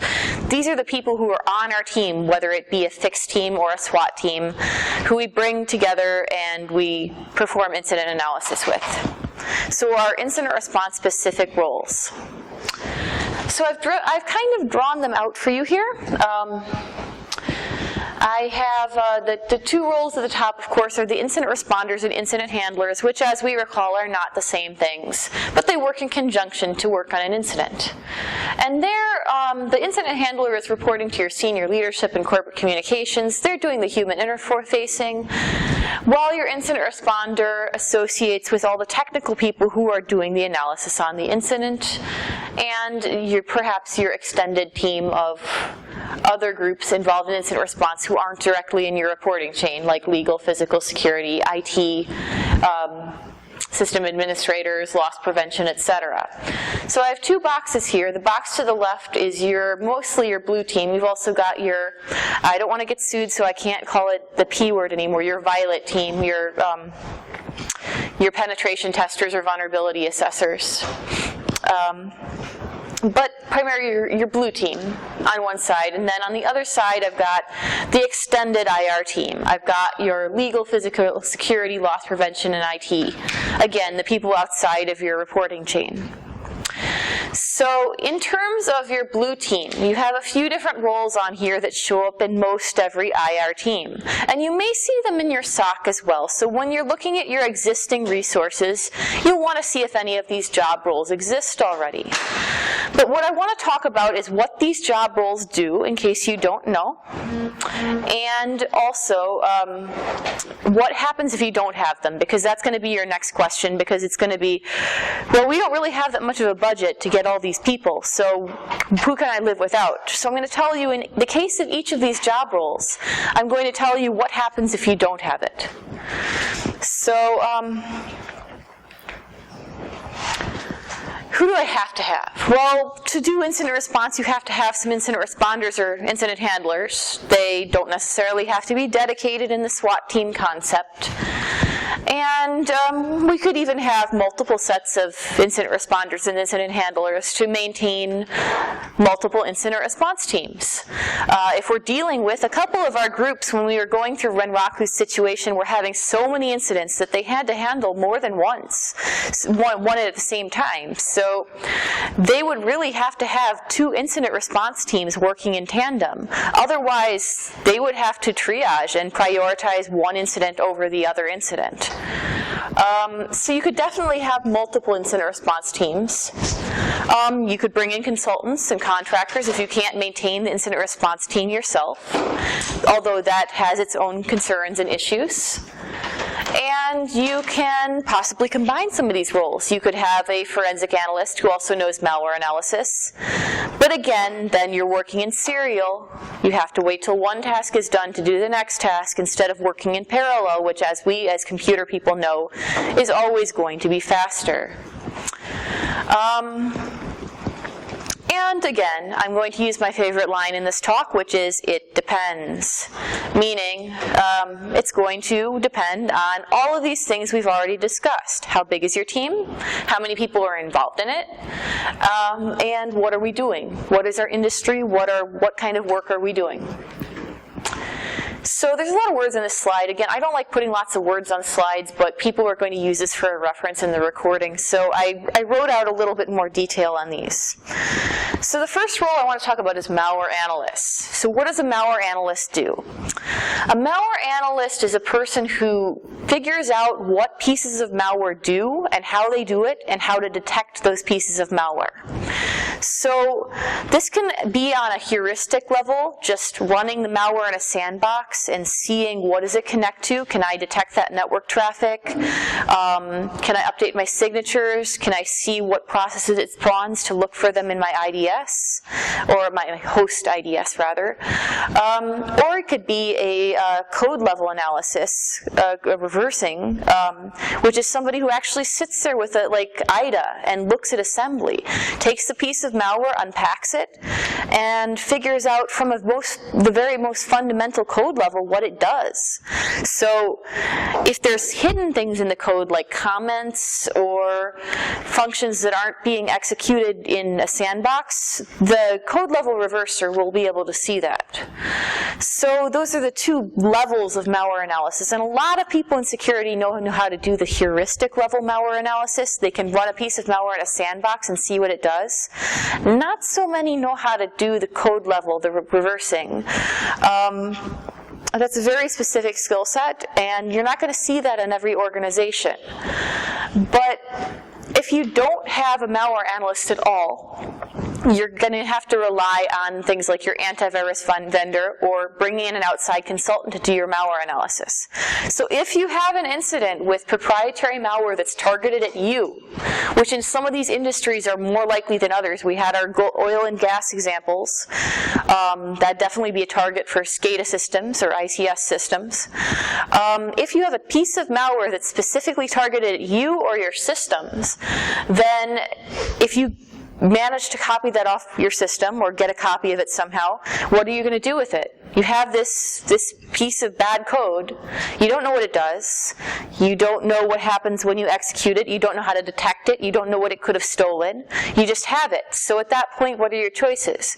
Well, you can send it to your commercial antivirus vendor, and they'll go, oh my God, this is a thing, we're going to write a write-up on it, and then they'll send it out to everybody, so the bad guys will know you detected it.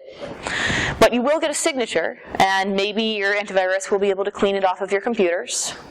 But you'll never know more detail about what it could have stolen. You won't know exactly what it did. I mean, maybe some of the vendors will release a write-up with some C2 channels to tell you how to detect the network traffic, but not all of them do. You have no guarantees of that. You could also send it to a premier support or a malware analysis company or an incident response company. That's going to get pricey. But if you're only dealing with a couple incidents a year and you hardly ever have a piece of malware you need analyzed, that might be cost effective for you as opposed to keeping a malware analyst on staff. The concern there, again, is keeping that confidential if you're dealing with targeted malware as opposed to your everyday crimeware. The moment you send that out as a signature update, or you send that out to a security research company, the bad guys know that you've seen it because they can see those signatures too.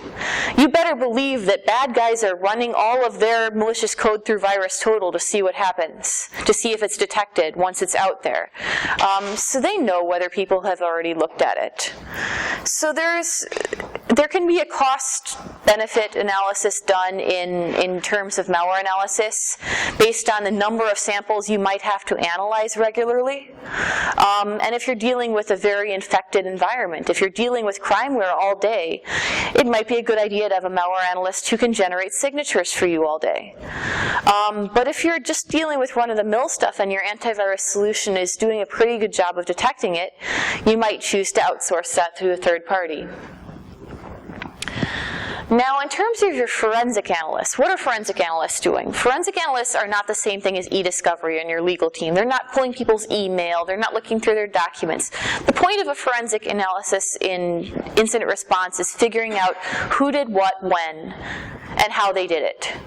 So if we're talking about these breaches of, say, a retail company, it's, okay, I have these hard drives from these machines that were processing credit cards, and I have a memory image from them, and let's figure out who logged into them and how they did it. Did they install malware?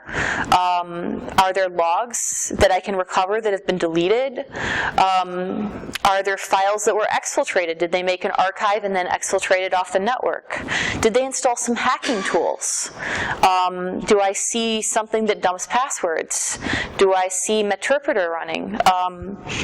What can I find out about the way this machine was compromised to tell me more about the incident and what happened? Again, this is talking about targeted incidents mostly, but it can also be involved in analyzing run-of-the-mill malware infections. For instance, if you're dealing with a piece of crimeware that has remote access functionality, what documents got pulled off this computer? What passwords got exfiltrated? Could my documents be at risk? Could my passwords be at risk? Could they have pulled domain credentials? Do I see that happening? So modern forensic analysts do not only disk analysis, but memory analysis. And they are the ones who are telling you what happened on a computer and when. Can we outsource that functionality? Yes. There's lots of incident response and digital forensics companies that are out there who will take a machine image from you and they will analyze it and they will write you a report. And it'll be a very good report. It'll be very well written if you go with one of those high-priced vendors. It's going to be expensive again, and you have an added concern because you are sending your hard drive or your memory image outside of your company with all of the sensitive contents that it has. That could be passwords, that could be password hashes, that could be confidential documents if you're talking about a computer that had something sensitive on it. There could be international concerns if you're sending it to a contractor who's outside of the country where the drive originated. So there's a lot of legal concerns with using an outside forensics vendor that'll have to be addressed in any agreement you sign with them, and that you'll have to be concerned with while you collect an image or a hard drive to send to them. Excuse me? I wonder whether many private companies would be interested in finding out who did, what had done, when it was done. only, I guess, those kind of things would matter when legal kind of suits or...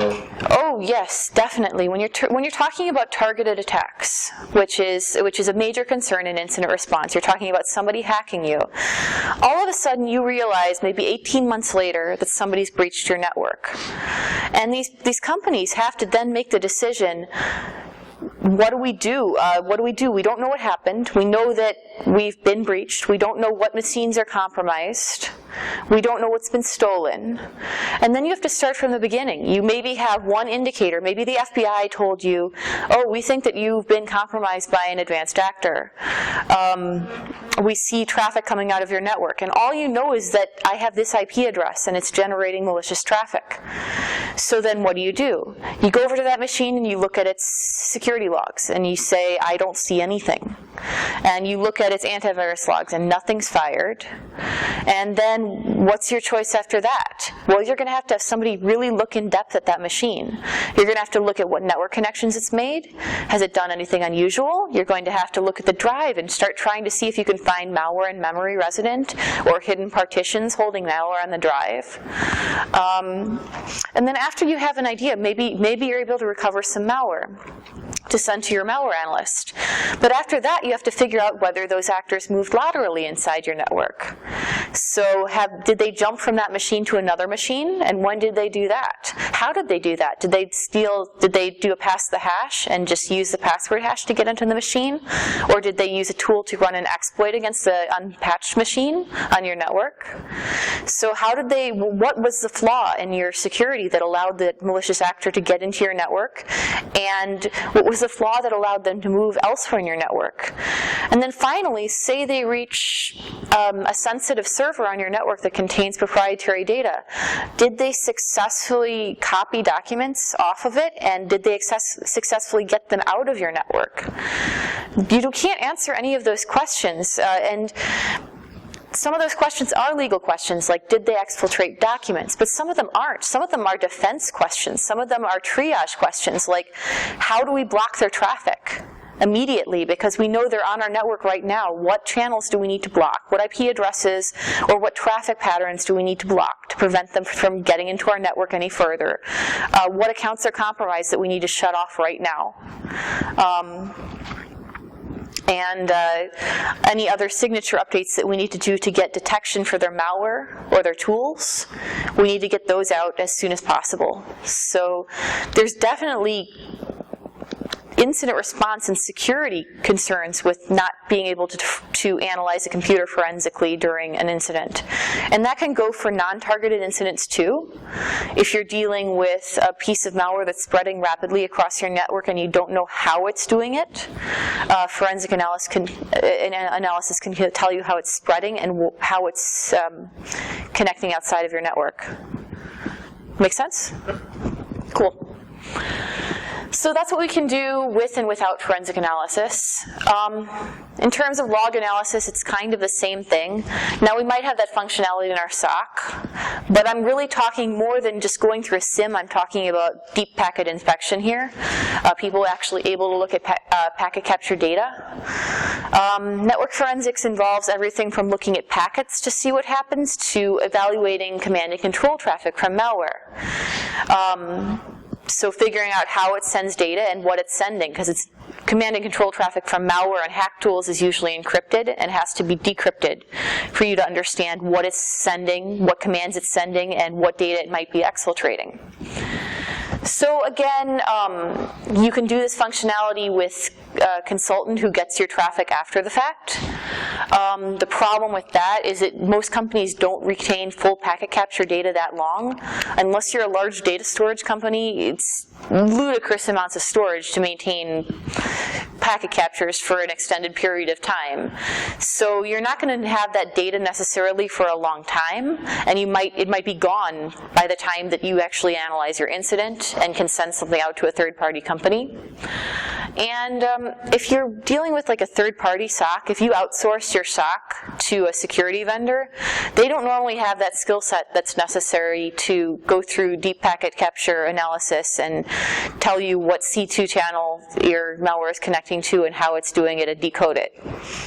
So if you want to have that functionality, you're probably going to need to bring that in-house, or at least give your SOC the tools and the skills necessary to be able to do that. Security engineering. A lot of people have brought this up to me recently, that they're relying on security engineering teams that are split inside their IT organization between doing security and doing other projects. And that can be very damaging to security. We're talking about the people who not only maintain your security tools, like your SIMs and your log aggregation tools, but the people who are writing your IDS signatures and making your rules ticket and fire. That's usually a dedicated job role. And there's not a lot to say about this except for if you don't have somebody who's dedicated doing this, it's splitting off time from somebody else's job. It's taking time away from another IT team, or it's taking time away from one of your security people. So if you can have a dedicated security engineering person who manages your tools and manages your signatures and how they're deployed, do it. But if you can't, you're going to have to involve IT staff or contractors to maintain your tools and your infrastructure. And finally, vulnerability assessment. That's again your violet team. Your split between offense and defensive role. So that's your penetration testers, and those are the people who are looking for other stuff that's vulnerable on your network. And that's crucial to incident response because, especially if we're in an incident and we know that our attackers are attacking our network in a particular way, they're able to go out there and see if other things are vulnerable to the same exploits or similar exploits and give us an overview of the threat landscape inside our environment. We can definitely contract out pen testing and vulnerability assessment, but they won't have a intimate knowledge of our network environment. They won't know how we do things. They won't know how our passwords are structured. They won't necessarily know things that an attacker who's been embedded in our network for 18 months knows about our network. And finally, threat intelligence. I keep coming back to this and plugging all the threat intel talks that I've seen at this con so far. It became a buzzword a few years ago, and before that we really didn't talk about it, but now it's critical. It's not a buzzword. It does not center on the word I won't say that starts with an A. I still don't have a drink. All I've got is water. It does not center on that. Threat intelligence tells us what malware is out there. It tells us what's targeting our industry. It tells us what infections we could expect to see on our network in a given week. It tells us what signatures we should update. Threat intelligence is the things that are affecting our industry, our environment, our country. And it's critical to have good, usable feeds of malware indicators and of threat actor indicators. So your threat intelligence person, what they're doing is they're finding out things that impact you. They are looking for not just go out to, I'm not naming vendors today. There's lots of threat intelligence vendors out there who will take your money and give you a feed of indicators. And emerging threats started this. They give you a feed of signatures that you can push out with current things that are seen out in the world. It's not a matter of buying a feed of threat intelligence indicators. It's not a matter of buying, okay, these are APT actor signatures that are out there right now. That doesn't have as much value as having somebody sit there and say, this is what impacts us. This is what impacts our industry. This is what we could see in our environment. This is something that's new and relevant and pertains to us. And that kind of threat intelligence, that's industry and company-specific threat intelligence, can only be gathered by our own people, or perhaps us hiring somebody to do threat intelligence only for our company. You're not going to get that by just going out and buying a black box threat intelligence solution. You get that by saying what we just did in the last exercise. This is what could be impacting our industry. This is what could be impacting a company that's doing what we're doing. Sitting there and thinking about it, and then looking looking at partners, looking at resources, looking at information sharing working groups, and figuring out what impacts us. And obviously, SWAT teams are going to remain a problem. We are splitting people's jobs between their normal job and potentially being taken away for weeks at a time to do incident response. The only thing you can do the things you can do to counteract that are train, train, train. Drill everything, drill all of your incident response procedures, and for those specific roles, give them all the training and tools you can possibly give them, and make sure they're available during incidents. And finally, make sure everything is documented. Documentation is critical in your incident response team, but it becomes 100 more times critical when you're talking about teams who do this job 2 weeks out of the year. And contractors, as we just said, yes, they're available, but are they following your procedures? Are there legal issues with them doing these roles? And do you have the proper non-disclosure agreements in place for them to do them? So, let's see where we're at.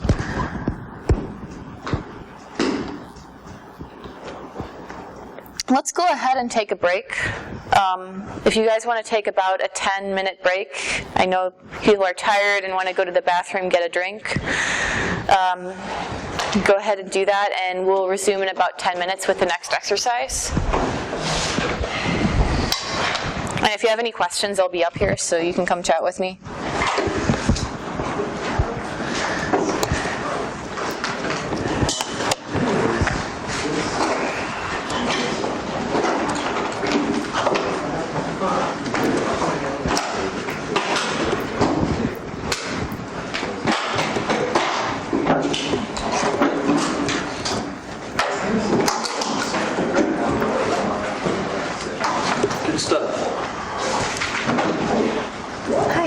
So we're not going to have another mic.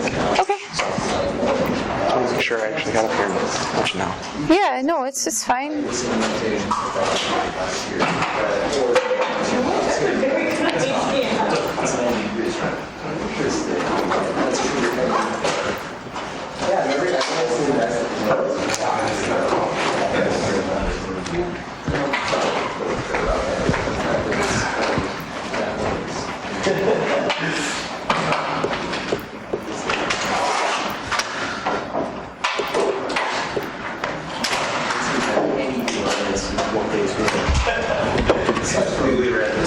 Standard thing where every office verifies as county one. And then all the knowledge and people to do, you know, that.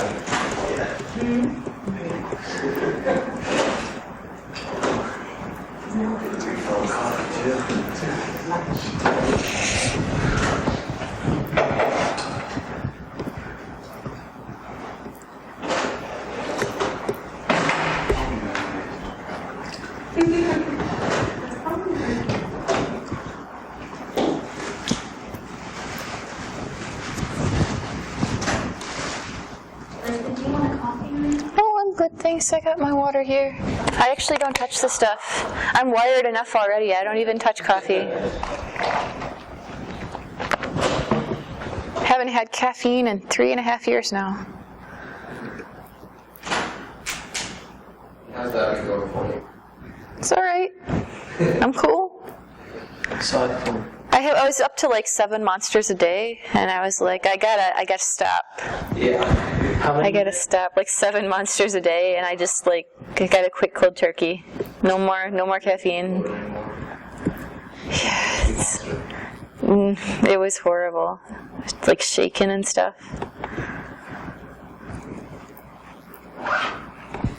I worked third shift for a long time.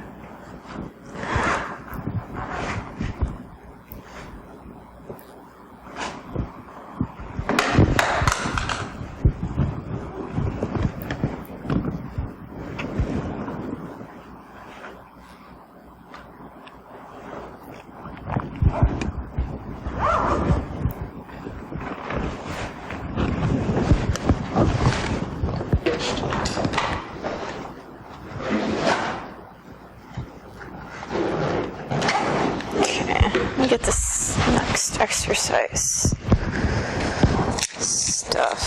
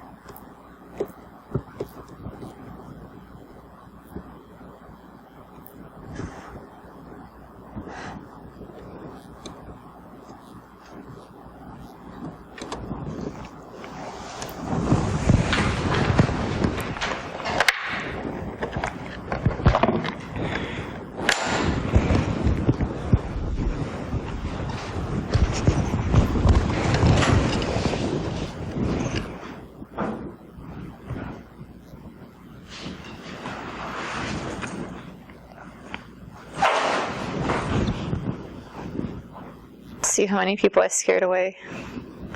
Incident response is hard. Nobody told me it was going to be hard. I didn't think it was that hard. People pulled out because my dog escaped. What? And then people called me. He's like, yeah, so we had your dog and she got away from us. Oh my god.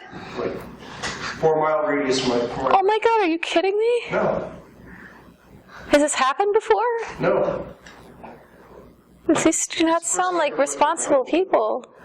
I actually got pulled out because everybody was panicking because they wanted to get somebody to hook up a microphone out here for you. I'm sorry. I thought I'm sitting there like when there was asked for it, I'm like going like this, and then he goes out. I'm like, okay. I figured Adrian was up there. Yeah, I'm not worried about it. I'm not worried about it. It's fine. No, she hopped back and just lived next to the neighbor's yard, which is an abandoned house. It's all good. And then just walked around like a couple mile radius. And it's like, that's great. It's like, yeah, she was at Telegraph in Van Born, and that's like 2.5 miles from where I left her. And then they caught her like 3 blocks from my house, finally, the last people to catch her. Who are these people and why are they leaving voicemails? Oh, was it Thursday night, my dog got I had somebody go over the house to let him out. Thursday, he didn't have the the main door shut. Those are the forensic analysts, the malware analysts. Yeah. I think those are necessarily not hacking kind of person, but they are very academic, and then they have really deep knowledge in assembly language. Well, the forensic analyst doesn't necessarily have a deep knowledge of assembly, but the malware analyst definitely does. Right. It's a specific job. Like in the file systems, and those zeros and ones. Yeah, oh, definitely. You have to be able to recover files. Yeah. Go through memory. You have to understand how drive structures and window structure works. So those are very high core, hard kind of topics. I wonder how many among hackers community, what kind of percentage of people are really capable of doing such kind of work? Well, I do digital forensics, and that's my specialty in incident response. And I know a lot of people in the industry. I'm friends with a lot of people in the industry who do digital forensics. Malware analysts are much more rare. They're a rare animal, and they still get paid like a rare animal. But there's a lot of forensic analysts. So how easy do you find if you have to find somebody who is capable of doing? It's not uncommon. I think there's actually more forensic analysts out there than there are pen testers. Is that right? Yeah. I thought pen test is relatively easy. Leaking battery or something. I wouldn't say it's easy. There's a lot more blue team people than there are red team people really out there. There's a lot more incident response people.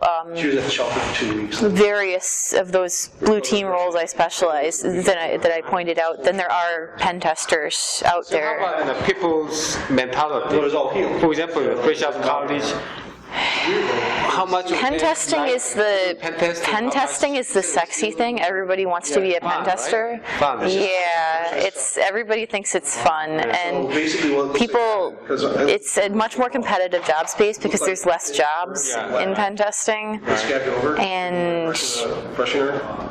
I see a lot of people going from pen testing to blue team eventually, though.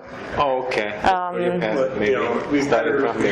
There's more jobs, and then, it's very cutthroat, the pen testing industry, compared to the blue team industry. You really have to fight for the internships. They don't pay as well, but it's fun. It's a cool job. That's the rock star job. They can always somehow successful. Yeah. In forensics, you can spend days. There's always work in digital forensics, but it's really hard. You're just finding needles. You have to find it fun, though. Like, different people in security gravitate towards different things. We all start out in the same place. We all start out in the SOC, doing log analysis, and then everybody just kind of goes off in their own area, what their brain is wired to do. And in my case, finding stuff in memory makes sense, much more sense than exploits. Private company? I do.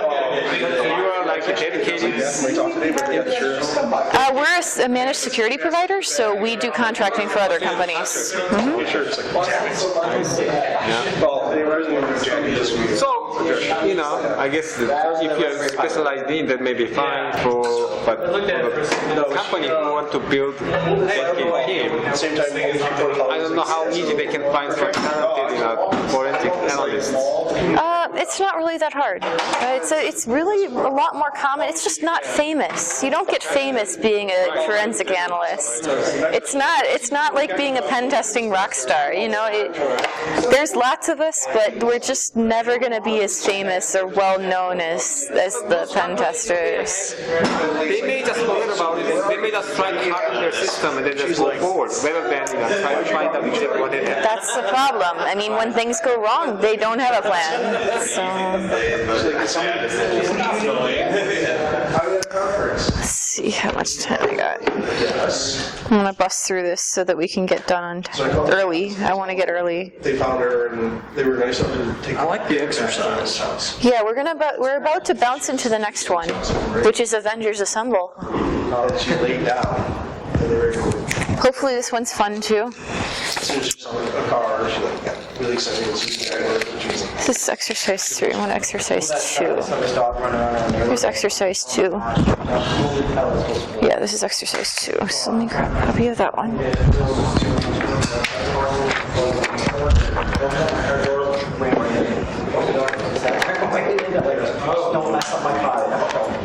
So they took her to so I called up and I was like, yeah, so they would jump the fence and back. Regular, yes, to the last. What do you think she was? I don't think she really jumped it. I think she scared the whole. So the backyard, the fence is going by all the way. If you want to ask, I said Jake Williams is supposed to be here. The ground isn't. He's down the hill. He's here. I saw him last night. He jumped off. Okay. He was already here. Thanks for coming to my talk, by the way. I don't know what on the earth I'm going to teach you, but thanks very much for coming. I'm honored. I'm really honored. I learned so much from you guys everywhere. Everything I've got my basis in Differ, I got from Sans. I have nothing but awesome things to say. So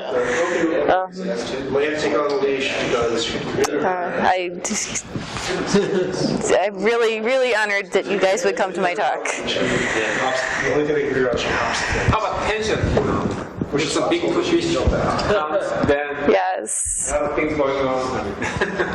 I'm going to get started, and people can filter in as they come in with their coffees and things, because I want to get us out of here early so people can go to dinner, and also so that we have a little bit more time to work on the exercises, because people were having more fun when it wasn't me talking. So we're gonna bust through a few slides, and then we're going to go into exercise 2 of 3, which is Avengers Assemble. And there's going to be a prize for exercise 2 because I want to give out these. I have some Avengers. to assemble. I also have Guardians of the Galaxy, and I have Walking Dead. So the most interesting complete answer, I'm going to go for the most interesting complete answer to the next exercises, and that team will get some little bobbleheads because they're cool, and I'm a nerd. So we're going to pick up at structuring a team. Then we have a few more slides, and then we're going to go into exercise 2. And the next slide I've got here is structuring a team. So we've talked about the job roles that we need, and we've talked about the issues with using contractors. But what are some other concerns when we're pulling this team together? We're pulling all these jobs together. Well, first of all, within our own team, we need to have clear reporting structures. So we need to know who in our team reports to who during incident handling. So your incident handler, your incident responder really needs to be God for the purposes of the incident. When you start having too many people getting their hands into the pot, you start having big problems in incident handling. And that comes about when you don't have that incident handler as a filter for management. That's when you start having people throwing their political and their hierarchical weight around in incident response. You have your head of marketing coming over and saying, you can't shut off my web server. You have your head of legal coming over and saying, well, let's stop and rethink all of these procedures. For the terms of incident response, your incident responder and incident handler need to be the God for the duration of the incident. They need to be able to coordinate response, and they need to be able to do it independently in the middle of the night if need be. And they need to do that without resistance within the scope of their procedures and their mission. And that doesn't mean that they can go against corporate policy or that they can go against what their management chains say, but it means that they have a clear management chain. And if there's a problem with what they're doing, it needs to come through their management chain, through their CISO or their SOC manager, whoever they report to, as opposed to 8 people at once trying to manage the incident simultaneously from different directions. That's the purpose of having somebody in charge of the incident. They are the single point of contact. And you also need to plan for a varied skill level on your team. Unfortunately, not every forensic analyst is built alike. You need to be able to write your procedures and your plan to account for people who might not know as much as others. You might have one guy in your team who is the go-to guy for memory analysis, and then another guy really doesn't know how to do it very well. You can't have guy A who's really good at memory analysis going, I'll just do it all the time because I'm good at it, and analyst number 2 isn't so good at it, and I'm just going to cover for them.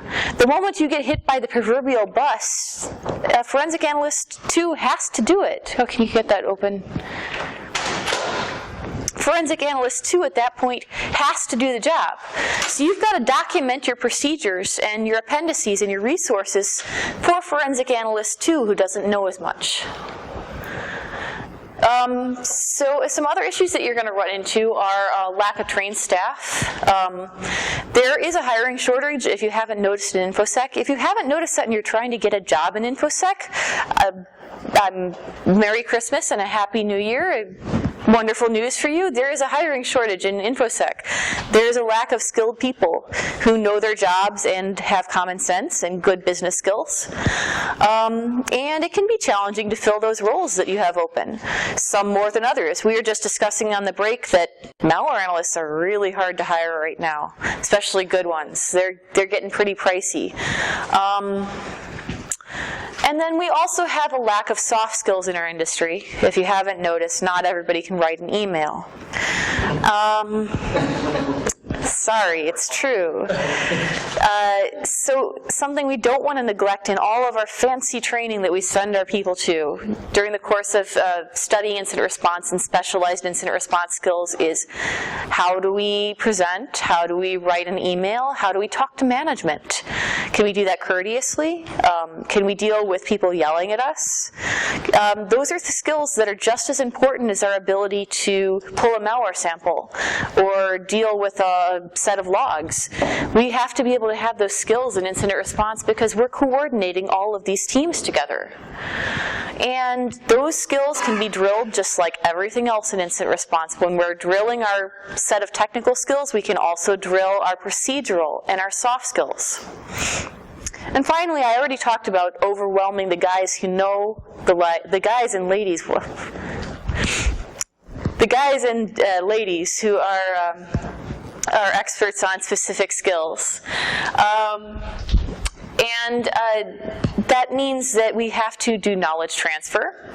So if malware analyst A is really good at malware analysis and she's doing everything, and malware analyst B is like, well, I can kind of slack off and just do some heuristic malware analysis because she's going to do everything anyway. You've got to make sure that you ensure that there's a knowledge transfer done there. And whoever's resisting it, whether it's the person who's overworked and doesn't have time to do the transfer, or it's the person who's being lazy and isn't as motivated to learn new things, that's the job of the manager of the incident response team to go in there and say, we have a shortage of knowledge, we have a discrepancy, a disparity here, so we need to make sure that we get these people in a room and the knowledge transfer actually does happen, to the point of even disciplining someone if they're just refusing to learn new skills, refusing to enhance their skills, refusing to do knowledge transfer, unfortunately. But on a lighter note, we want to make sure that each member has access to all of the resources that everybody else does. That means software systems, log sources, analysis tools. We want to make sure that everybody has the same access to do the same jobs. And if you start seeing people slipping behind, and it's not because they're just being lazy and they don't want to do as much, provide them the catch-up training that they need. If they need to go to another training class to learn a skill, send them to a training class. If they need an extra set of tools or books to learn more, provide those. And we also want to teach as much cross-training between these job roles as we can because specialization is for insects, and we want to make sure that our malware analyst understands what our forensic analyst is doing, and our incident responders know what everybody else on their team is doing. We're going to have problems with, of course, outsourcing and consulting, which are not just NDAs, but perhaps cross-country issues, legal issues, export of data. And we've got to do all of this amazing stuff, these great feats I've just talked about within our budget, within time and money. So that means we need our senior leadership and management buy-in, and we need to look at lower cost options in some cases. If we can't afford the ritziest log aggregation solution, maybe we look at something free, like Elasticsearch. If we can't send everybody to SANS guy is sitting over here, if we can't send everybody to SANS, maybe we need to set up an internal training program, or get them to volunteer at a SANS conference so they get to go cheaper. And maybe we want to look at using conferences as part of our training plan, because it doesn't cost that much to send somebody to CircleCityCon. You can do that for pretty cheap. Why don't we send them down the road and send them to CircleCityCon and hope that they don't drink the whole con? I didn't drink the whole con. I'm here. So good security people, the good ones who want to learn and are doing a good job and are trying to enhance their skills, they're hard to find.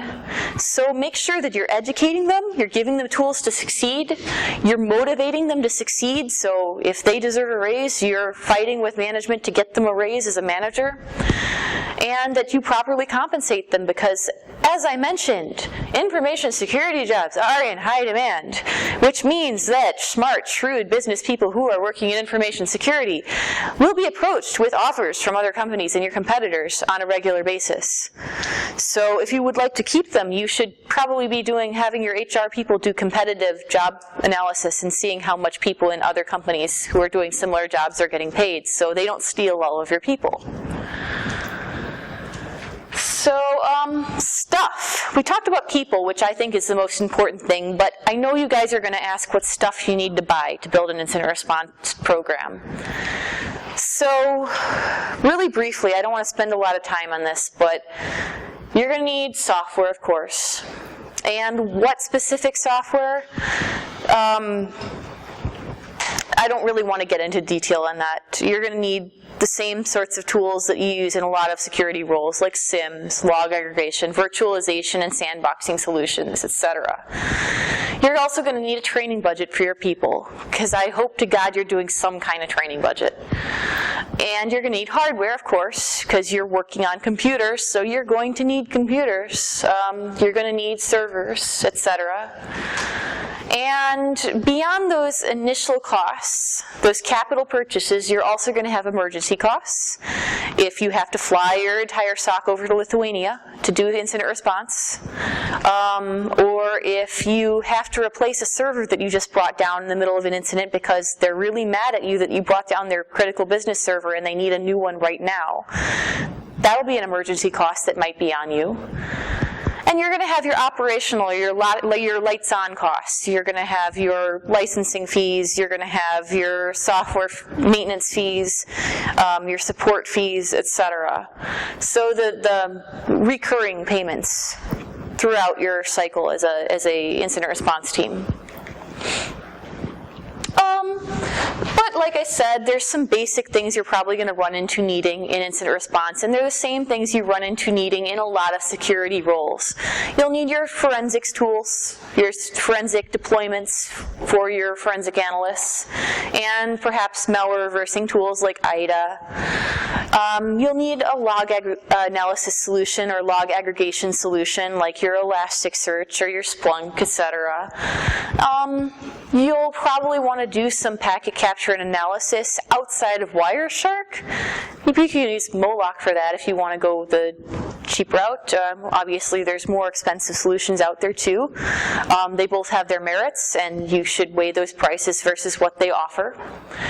And beyond that, I suggest having a trouble-free ticketing solution, meaning Remedy isn't necessarily going to work for your incident response team, because I said I wasn't going to name products, you guys. You're letting me name products. I'm sorry.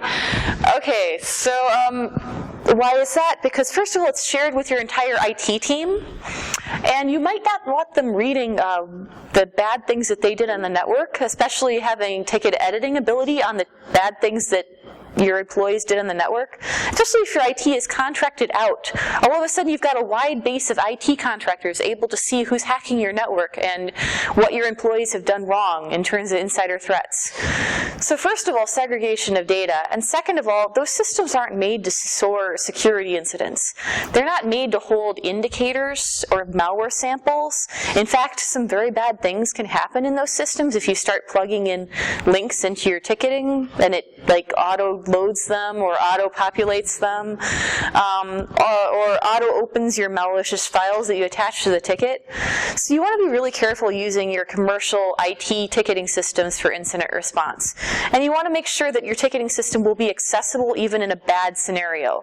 An incident could occur that damages your network access or causes latency in terms of DDoSing, and an external ticketing system might not be the way to go if you're concerned about those types of incidents. Do you have a recommendation of an inexpensive one?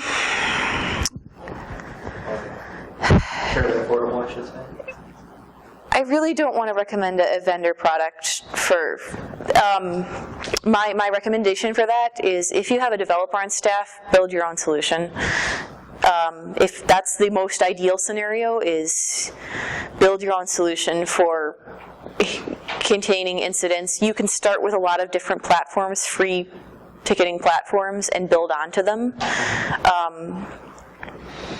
That would be my suggestion if you have the luxury of having that kind of developer space open. The other solution is there's a couple open source companies who are developing security-specific ticketing solutions. But again, I really don't want to get into picking one vendor over another. but I more want to warn you against just picking up QRadar or picking up Remedy and trying to plug security stuff into it, especially without heavy modifications, to make sure it doesn't do things like execute links or execute software or make it really easy to click on it by default. You'll want to have probably some sandboxing solutions. Again, we've got things like Cuckoo Sandbox that are free, but there's paid solutions that have benefits as well. Access to messaging solutions, as we mentioned, good threat intel sources, which sometimes cost money. A documentation management solution, which can be free like a wiki or paid like many other document platforms, which I'm not naming because I'm not naming vendors. I'm sure you can think of some. Proper storage of evidence. You're dealing with indicators of compromise, you're dealing with actor information, you're dealing with forensic images, and you don't want that stuff out there where everybody on your network can grab it. There are legal concerns, and there are just plain old security concerns with that. And finally, your dedicated training budget, which we already mentioned. If you don't have a documentation storage solution for your security operations center or your incident response team, you're doing it wrong. You should be documenting everything that you're doing, not just as part of your incident response solution, but also as your after action report and your lessons learned.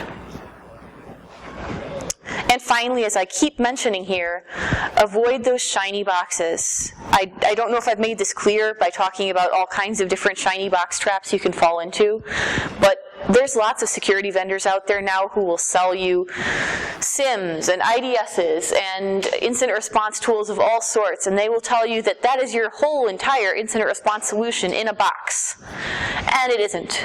I don't care whose solution it is. It is not your incident response solution in a box. All of these solutions that they want to sell you will require maintenance. They will require trained people to look at their outputs. They will require modification and tuning. So be really careful, because those companies have really great sales pitches to your upper management, and before you know it, you will be buying all kinds of interesting shiny boxes that you will not get much value out of. So the question you need to ask when you're approached by those vendors is, can I support and use those tools and services, and will it have a benefit to us, a real benefit to us? If it's not monitored and updated and maintained with your input, your personal case input, there's no benefit to them. So we're going to do exercise 2, and that's vendors assemble. I've got it ready to go up here. If you want to go ahead and grab it, let's try to get through this in under half an hour so that we can get out of here a little bit early. I want to move on to exercise 3. So let's get started. It is 5 o'clock. If we can be done by 5 o'clock, by 5:30, then we'll move on to exercise 3, get that done, and be out of here by 6. So I'm going to pull up for this one, because in exercise 2, Mr. Lanier is asking you to help him staff and purchase stuff for his SOC. And you're going to help him decide what he does with those people.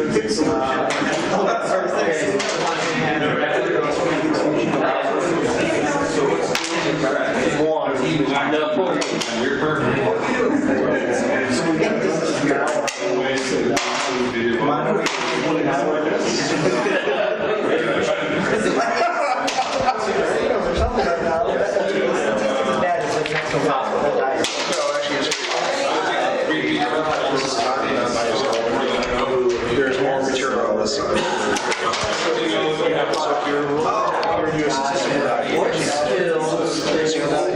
because CO dye is what they do. Do you want a spare copy of exercise one? Sure. Here you go. Thank you. Of course. So you don't have the 1.6. Statistics. Numbers are different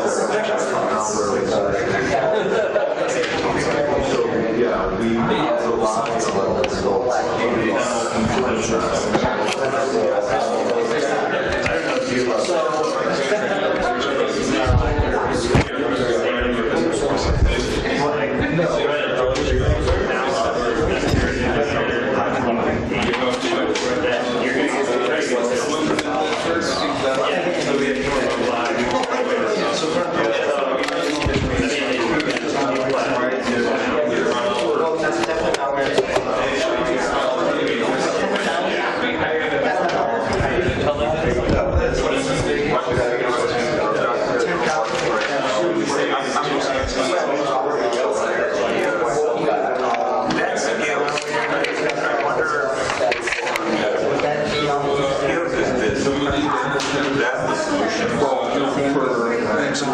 sales and I would say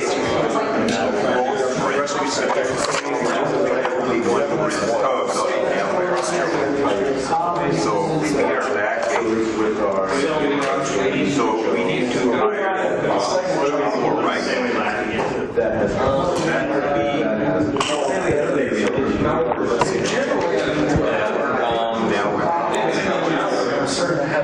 because see we've got 3 here, 5, 5.